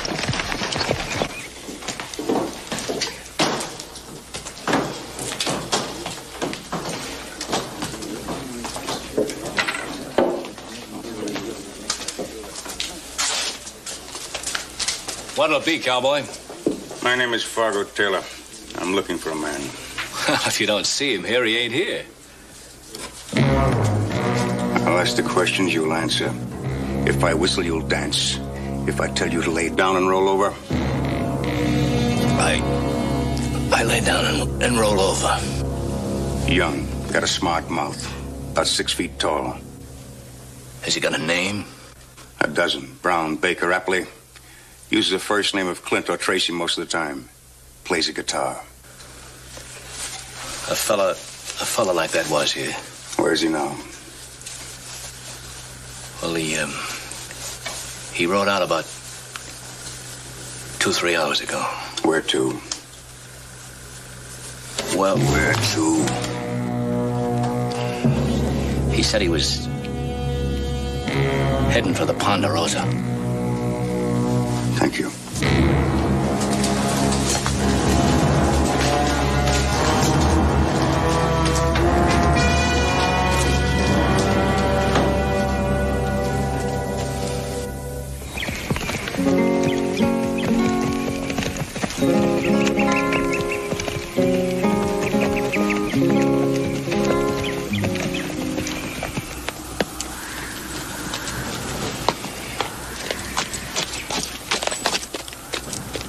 I can't tell you how grateful we are to you, Tracy, for what you did. And anything we can do for you, you just let us know. Well, it's a mighty handsome offer, but I can't think of anything I'm short of. Hey, you know, I did tell Tracy we'd have a job for him here. Well, of course, certainly. Thanks very much. As long as I don't have to say how long I'll stay, I might take off any minute. Well, that's fair enough. Joe, did you get the cattle delivered to the Circle Y in good shape? You bet I did. Got them delivered, checked out, and receipt given. Ah, good. Yeah, Thompson's going to get that money he owes us from Wichita. He said he'd send it here. We'll talk about that later, Joe. Those horses need looking after. Hoss, will you take care of that and show Tracy to the bunkhouse? Yes, sir. I'll see. Hey, but I want to tell you about the money. He said he'd send it here to us. Talk about it in the house.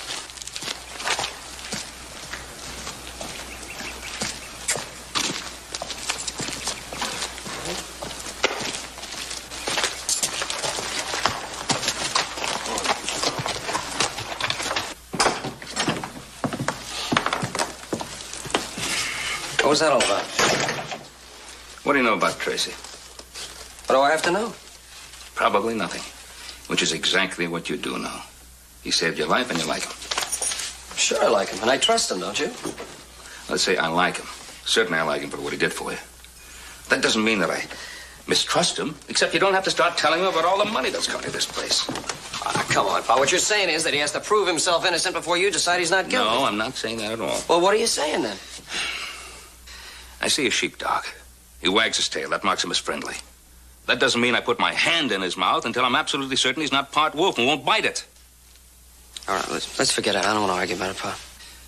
Joe, I know exactly how you feel. He saved your life and you're loyal to him. That's the way it should be. Now, what about the money?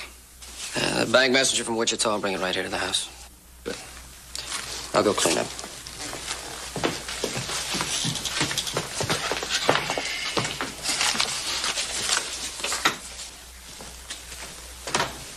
Joe? I think Tracy's going to make a good addition to the Ponderosa. I'm glad you brought him.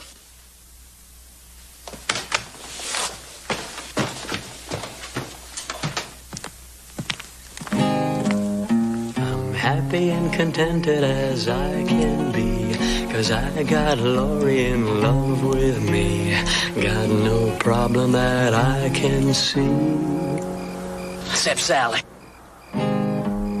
Oh, Sally can sew and she can spark.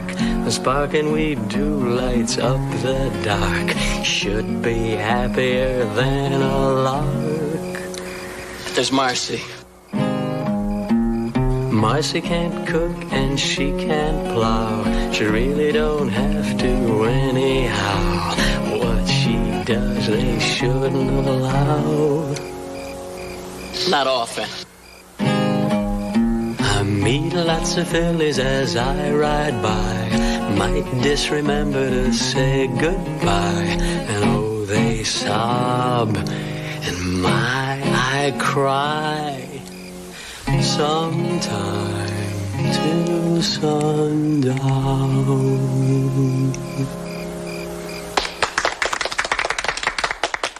You know, he sang that thing all the way in from town. 3 calves came up, started nuzzling up against. Thought it was their mother bawling. I had a chance to let him get shot, and I passed it up. Joe, you shouldn't say Tracy's singing. It sounds like a cow bawling. I'd say it sounds more like a sick cow. Another music lover. Well, listen, I'm gonna get some sleep. You go right on when you're singing, but just not too loud. I gotta sleep. I think I'm gonna join you, Joe. Good night, gentlemen. Night.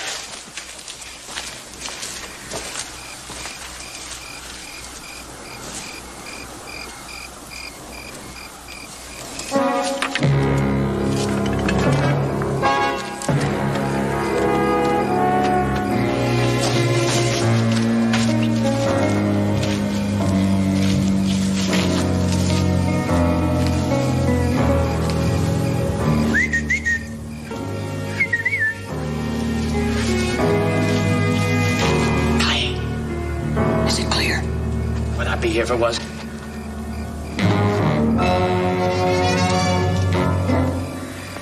It's coming in from Wichita, just like I heard back there at the Circle Y.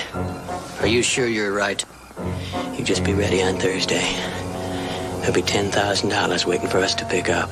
Right down there on the Ponderosa.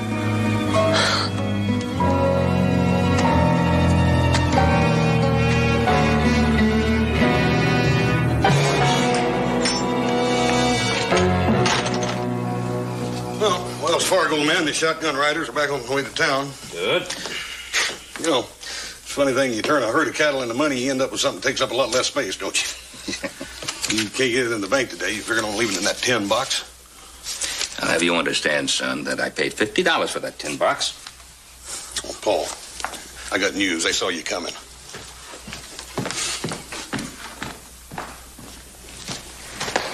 Well, get all those fences mended? Yeah, we worked our way down to Tony Creek. We'll finish the rest of the south end tomorrow. Oh, good. You a pretty good worker? Yeah, not bad. Not bad at all.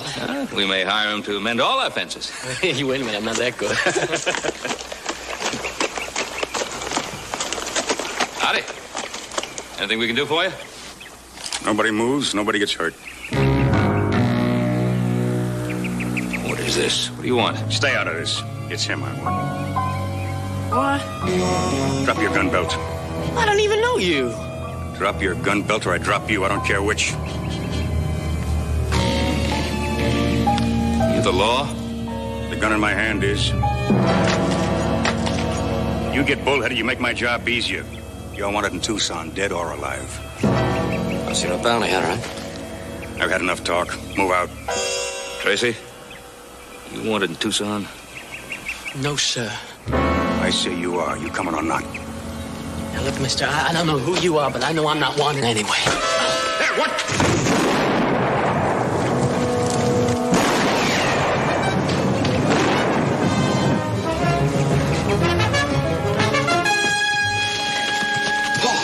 What happened? Bounty hunter rode in here and shot him. Get me into the house. Yeah. You manage all right? Yeah, sure. Okay, work this out.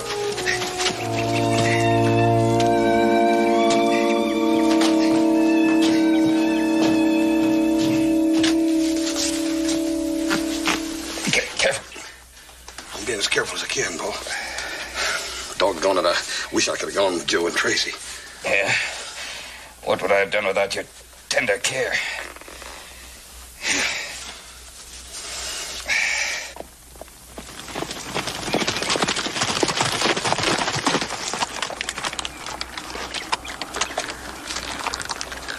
What are we stopping for?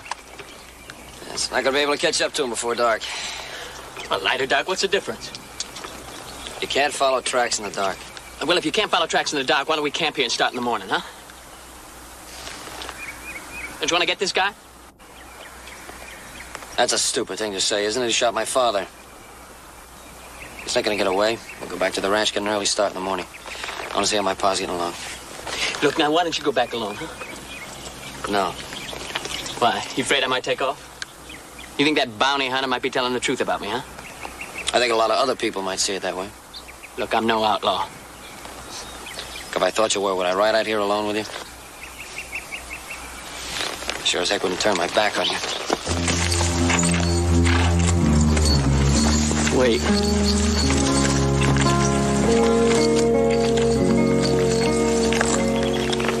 Let's see how your pa's getting along.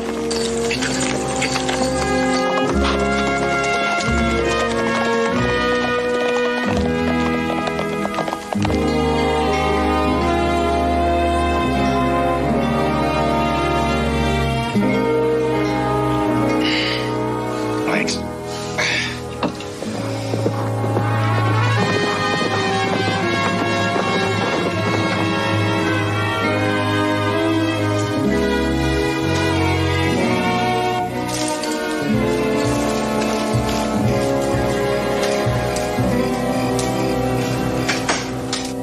It's Joe and Tracy.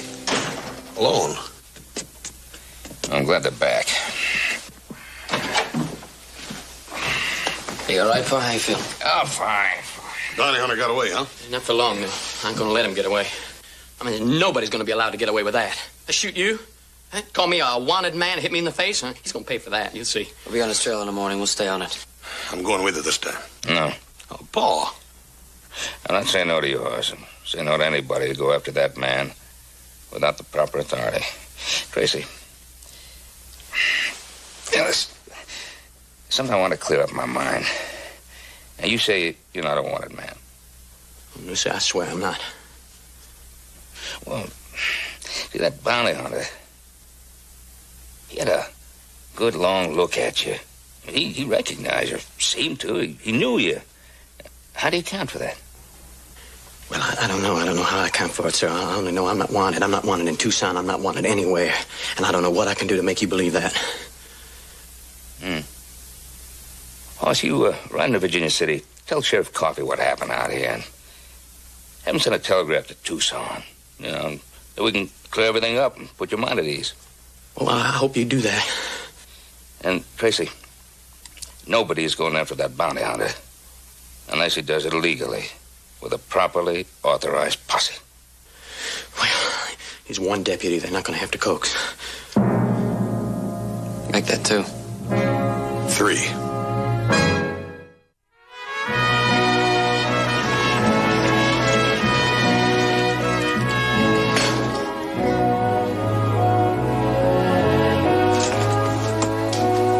Well, look who's here.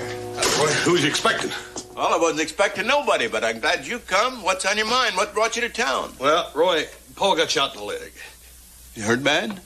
No, nothing serious. He's going to be all right. Oh, I'm glad to hear that. Tell me about it. Yeah, well, I will. That coffee sure does smell good. Yeah. Well, help yourself. You know where it is. Well, anyhow, it all started over in Smithville. This drunk was going to shoot little Joe, and then this fella named Tracy decides he'll deal himself a hand. Ah, cut it out. Well, what's the matter now? Well, you wouldn't bet $5,000 if we were playing with real money, would you? Well, how do I know? I never had $5,000 in my life. All right, well, let's just make believe we're playing with real money. If I bet $1, the best you do is you'd see me and you'd raise me $1, right?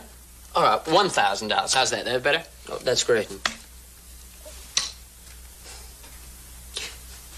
You know, I've just been thinking. You know, I've heard it said that there's somebody who looks exactly like somebody else somewhere in the world. An exact double, you know? What is that supposed to mean? Well, I was just thinking, I was trying to figure out why that bounty hunter was so positive that you were the man he wanted. Like you said, there must be somebody that looks exactly like me somewhere. Well, I'll tell you, my friend, if he bets exactly like you do, I can see why he's wanted by the law. So I have 4 queens. All right, it's your deal, Moneybags. Hey, and make it honest. I try.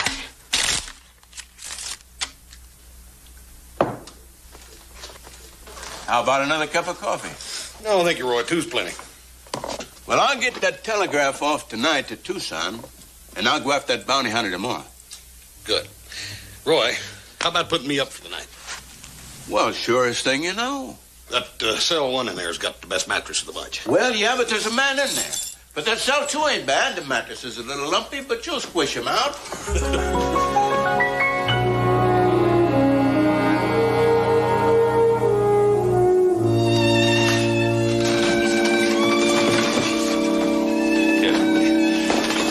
I'm doing the best I can, Bob. Well, just try a little harder, that's all. Yes, sir. I still think it would have been a lot better if you'd have just stayed in bed. I'm not the kind of man that can stay in bed. You ought to know that. I think I know that better than anybody. Let me put your leg up here. Easy. Yeah. Get your pillow, make it a little softer. Joseph, you're absolutely certain that you never saw that fellow who shot me before? Well, I already told you I've never seen him before in my life. Well, now, dang well, I never saw him before. Now, how about some nice hot coffee, huh? Why did he shoot me? Well, he shot you because he wanted to take Tracy and you wouldn't let him. I wasn't wearing a gun. And yet he shoots me. Shoots me in the leg. Why in the leg? I don't know why in the leg. I'm glad he didn't shoot you in the heart. He probably just didn't want to kill you, that's all. And then he runs away. Without taking Tracy with him. Yeah, well, look, he saw Tracy and I go for the guns and he panicked. Well, he didn't impress me as being the kind of fellow who'd panic in any situation. Hey, Pa, look, why don't you relax, read a good book? Hey, must be Hoss. It's about time. Where you been all night? Well, we had to wait for an answer about telegraph Tucson. Yeah, what'd it say? Looks like this man Tracy is not wanted. I'll tell him the news. Ben? All right. Forgive me for not getting up. I'm glad to see you sitting up. Hey, Tracy, you up there? Yeah. What's up? Hoss and the sheriff just rode in. They got that telegraph from Tucson. Says you're not wanted. Does that surprise you? Didn't surprise me. Come on. Let's get that lying bounty hunter. Don't worry, the posse's not gonna leave without us.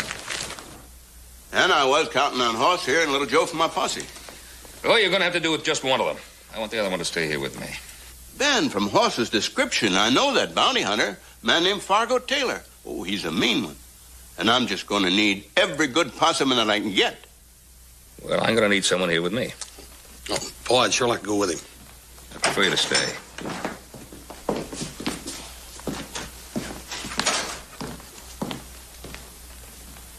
Are you Tracy? Yes, sir.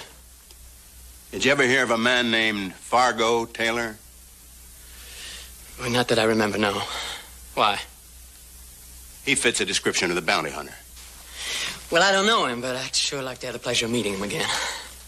You got any idea why he picked you? Well, now, that's just one of the questions he's going to answer when I get to him. When I get finished with him, he'll answer anything you want to know. And just how are you going to get your hands on him? You got a posse, don't you? Going to go after him, right? I am, but you're not. Hey, now, listen, I got a right. Not in my posse. I pick men I know. And even when I know them, I don't take a hothead that's got an axe to grind. Now, this Fargo, he's wanted for arrest, not for vulture bait. Well, then I'll get him myself. Come on, now, Tracy, that's no good. Try and stop me. Look, simmer down. I know how you feel. I know you want to go. Well, we can get him without you, and that's all that counts. Not to me, it don't. Ben, I believe I got the answer. You keep this hothead and Hoss goes with me. That's not a bad idea.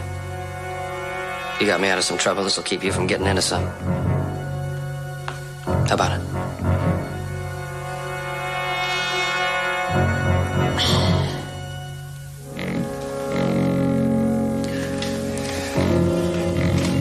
I guess I'll stay if you want me to, Mr. Cartwright. I sure owe you that for getting you shot. That arrangement suit you, Ben? Yeah. Should be fine. All right, boys, let's go see if we can get us that bounty hunter. Oh, you take it easy.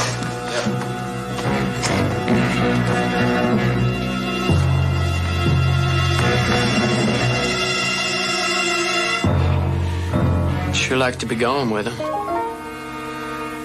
What'd you say? Oh, I said I'd sure like to be going with him.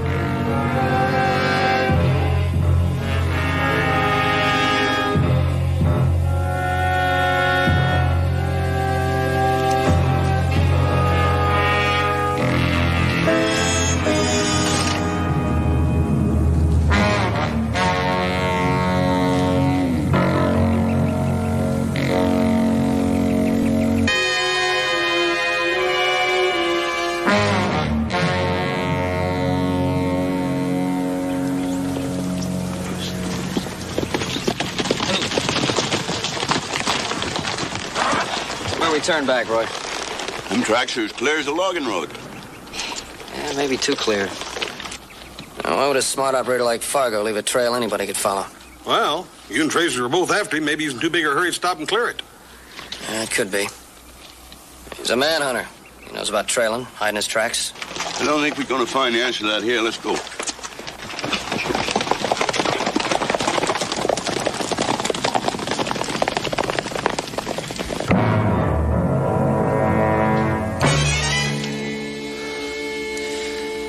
I don't care if you are my brother.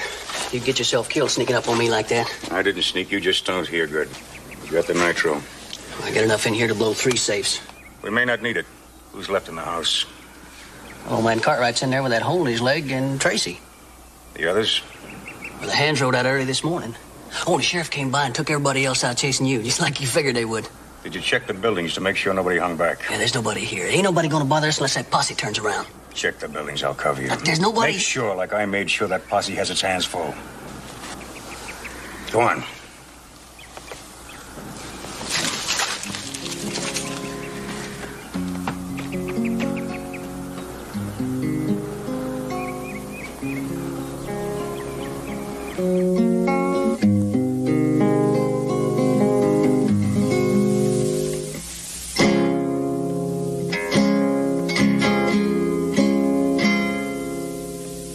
Anything bothering you, Mr. Cartwright?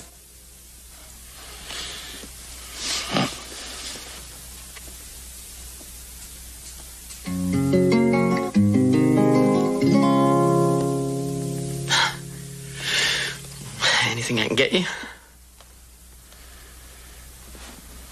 Nothing I can think of.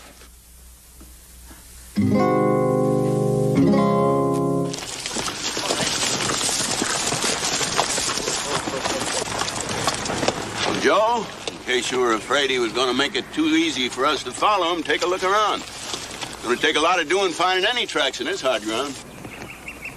I just don't understand why he took the long way around to get here. Well, if he's going to try to cross Devil's Furnace, he'd have to stop and get water, wouldn't he? Yeah, more than likely at Quayle. That still doesn't make sense. He could have gotten into hard rock country 5 miles back, but he didn't. Well, maybe he just didn't want to go that way. Well, boys, we're going to split up and spread out. Now, Hoss, you head for Quayle. Little Joe for the dry riverbed. Timmy, you go up that wash as far as you can, and David ride due north. Now, I'll follow along the ridge here, and the first man that sees the sign, fire 2 shots. Is that clear? Right. Now, let's go.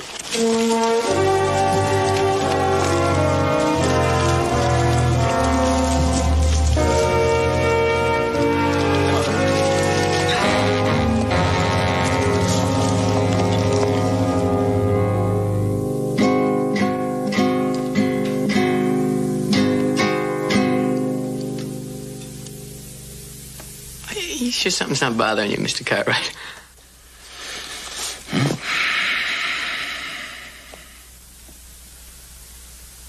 You sure?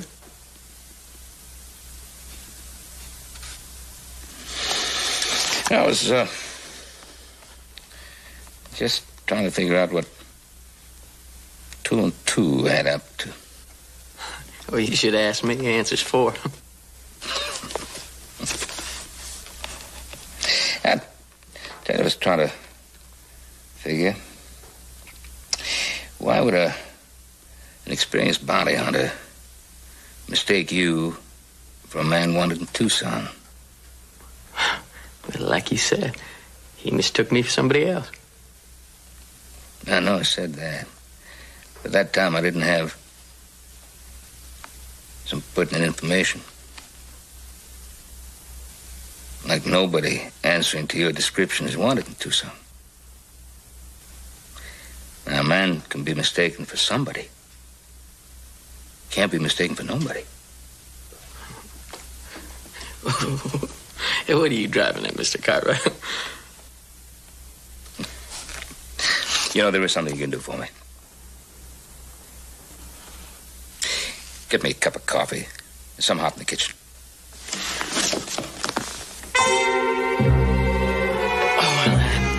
I don't think I should leave you here alone, because if you move, your leg might start to bleed again. Oh, I wasn't intending to move. Oh, there's one other thing I'd like you to do for me, if you would. Clean this gun for me, please. Needs cleaning bad. Sure, Mr. Cartwright. 1 clean gun, 1 cup of coffee coming up. Yes, sir. 1 cup of coffee, 1 clean gun coming up from Mr. Cartwright.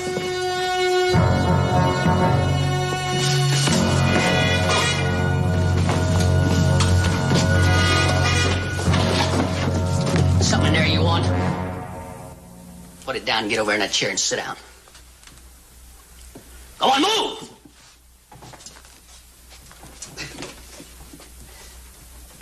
Sit down!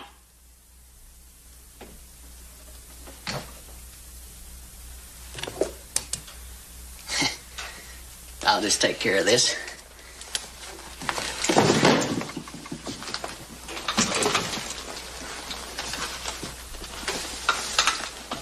Who are you? Oh, you know about me. Well, I get drunk, and then I get mean. Oh, I get mean. I came about that close to killing your son. There's lucky for him, old Tracy stopped me. Just as you planned. Well, see, that's just the first part of it.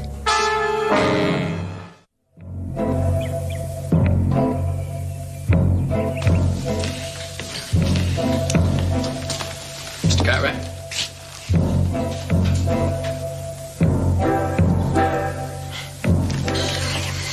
$10,000 in that safe, Mr. Cartwright. We're going to take it. Oh, yeah. So if you'll just tell us the combination, everything will be okay. Disappointed in you, Tracy. I sure thought you knew me better than that. Well, you're a rich man. Would you let yourself get killed for that kind of money? Rich man or poor man, that's not the point. Principal and 2 bits will buy you a glass of whiskey at the nearest saloon. Did you get the combination? Not yet. Stay stubborn and you get killed. And what's to prevent you from killing me if you get the combination? Nothing. But you got a chance, I won't. Maybe you got some idea help will come. No chance. Been worked out too careful. That 1 bullet I put in your leg took care of all the Cartwrights and the sheriff. You here where we need you? Them out chasing a trail that goes far and ends nowhere. When you leave here, there'll be another trail. And no matter what happens to me, it'll be followed. And you'll be at the end of it. Mr. Cartwright, Fargo will kill you if you don't tell him. And I know him, and he'll kill you. If I have to kill you, it'll cost me no sleep. It'll be better for me if I let you live. That way, when they come after me, and they will come, there'll be less hate eating at their insides, driving them. When the trail gets hard, it'll be easier for them to turn back. Fargo Taylor, Bounty hunter, killer, philosopher. Well, if I live, I'll come after you. I'm giving you a choice. You hand me that money, or you'll never live to spend it. Think on that, Mr. Cartwright. Think on it. But think fast.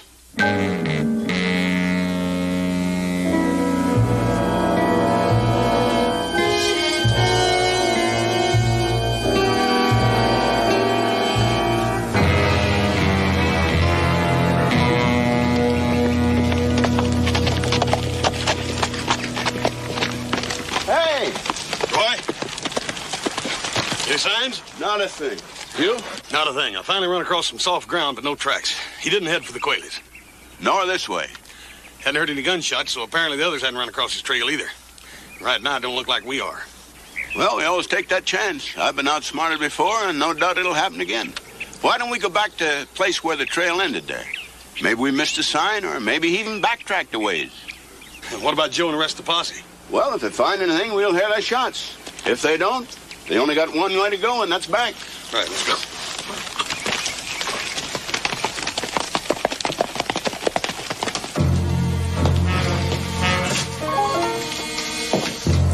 Hey, Tracy, you got an itch that keeps you moving like that?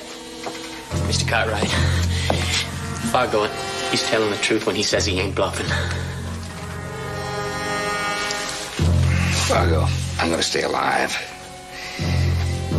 Whether I give you the combination or not. If it's to your advantage. And if it isn't, you're gonna shoot me no matter what I tell you, so you get nothing from me. All right, blow the safe. Hey, instead of shooting him, why don't we just tie him up next to the safe? That way he'll have the same amount of time to change his mind about talking as it takes for that fuse to burn up. Get in the other room, out of the way.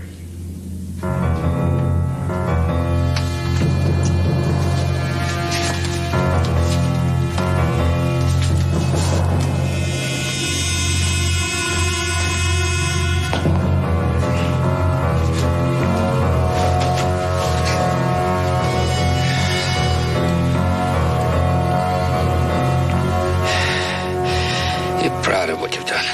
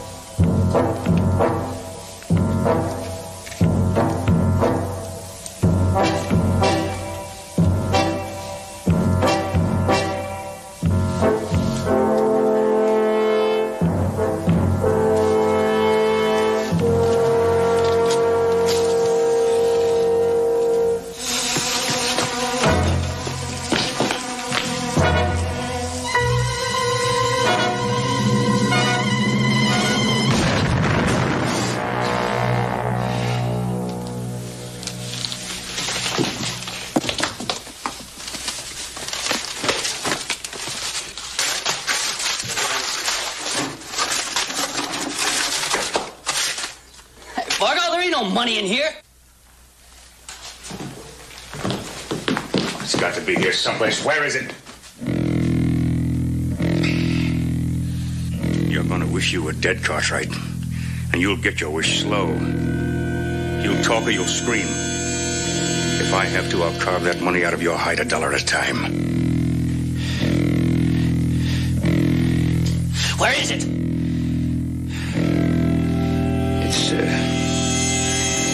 It's in my bedroom. I'll show you where it is. You stay. He'll get it. Just tell him where. It's in my bureau. Secret compartment there. Better show him where it is. If it's there, he'll find it. He's got a nose for money.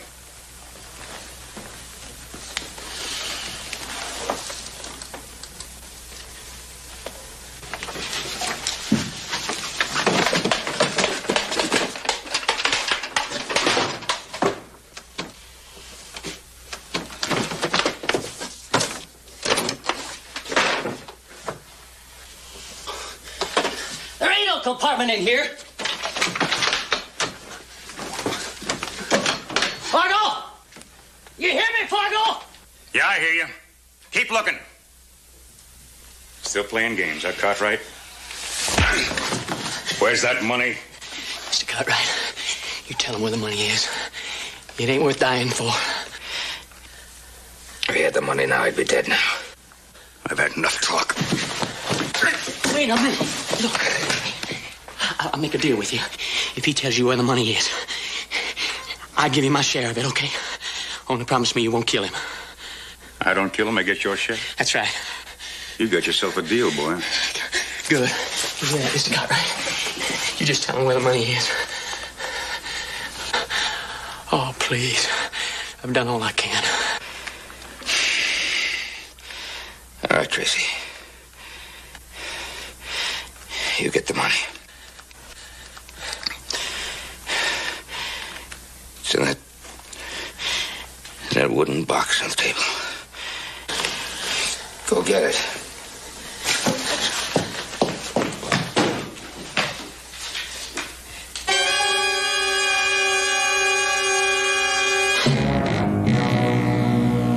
What about it? It's all here. Let's see. Let's get out of here. Wait a minute. We're not finished yet. What do you mean? You know what I mean, don't you, Cartwright? Wait a minute, Fargo. You promised. You gotta learn, boy. You never trust a thief.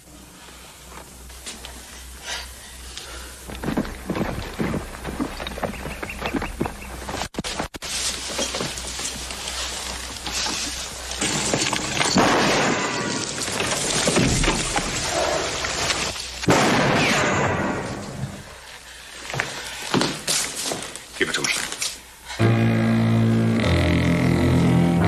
Give it to me.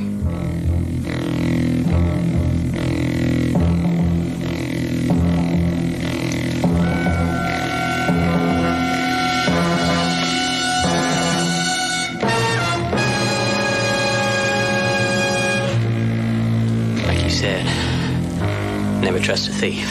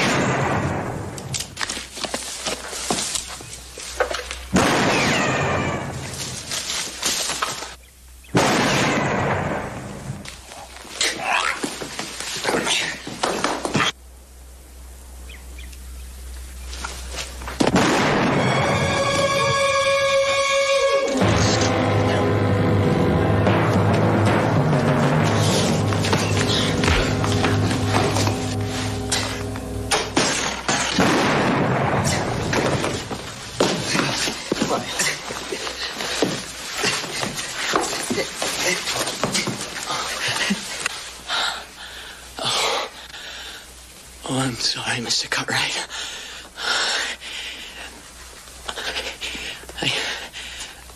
I never had no family.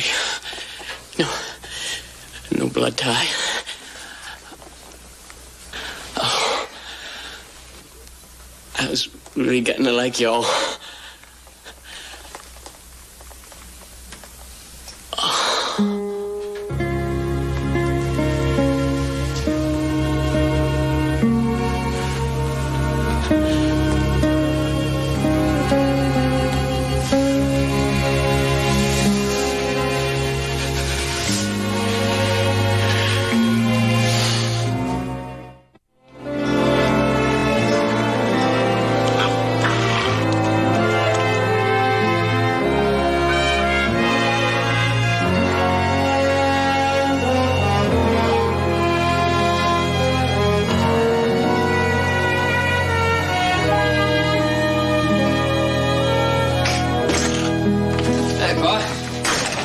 How's the leg feel today? Oh, much better. Ought to be good and new in a week. Hey, I stopped by Sheriff Coffey's office. Tell me that Fargo's gonna be all right. He'll live to stand trial. Good. There'll be one trial I'll be very happy to testify at. That's too bad about Tracy. That boy had a lot of good in him. He just needed someone to help him find himself. It's a shame it happened too late. Yeah. Hey, you know, I was wondering. I never did ask you, where did you hide the money? Oh. I didn't. What do you mean you didn't? Well, Hop Singh was going into Carson City, so I had him take it along and put it in the bank. Well, look, I don't get it. If you knew the money wasn't here, why didn't you just tell Fargo that? Well, if I told him, he probably wouldn't have believed me, and if he did believe me, he probably would have killed me anyway. I felt the only chance I had was to make him believe that the money was somewhere in the house and stall for time. Yeah, well, I must say you stalled pretty good. We couldn't have come much closer. No, it couldn't have. And I want to thank you very much for not following Roy's orders to stay with the posse. Well, it's like you've always said, Pa. I'm not very good at following orders. Yes, I believe I've said that a number of times. How about some coffee, huh? Yes, sir. Oh, Joe. Joe, I'd like you to do me a favor. Yes, sir. Forget what I ever said about following orders. I think I like you just the way you are. I'll get the coffee.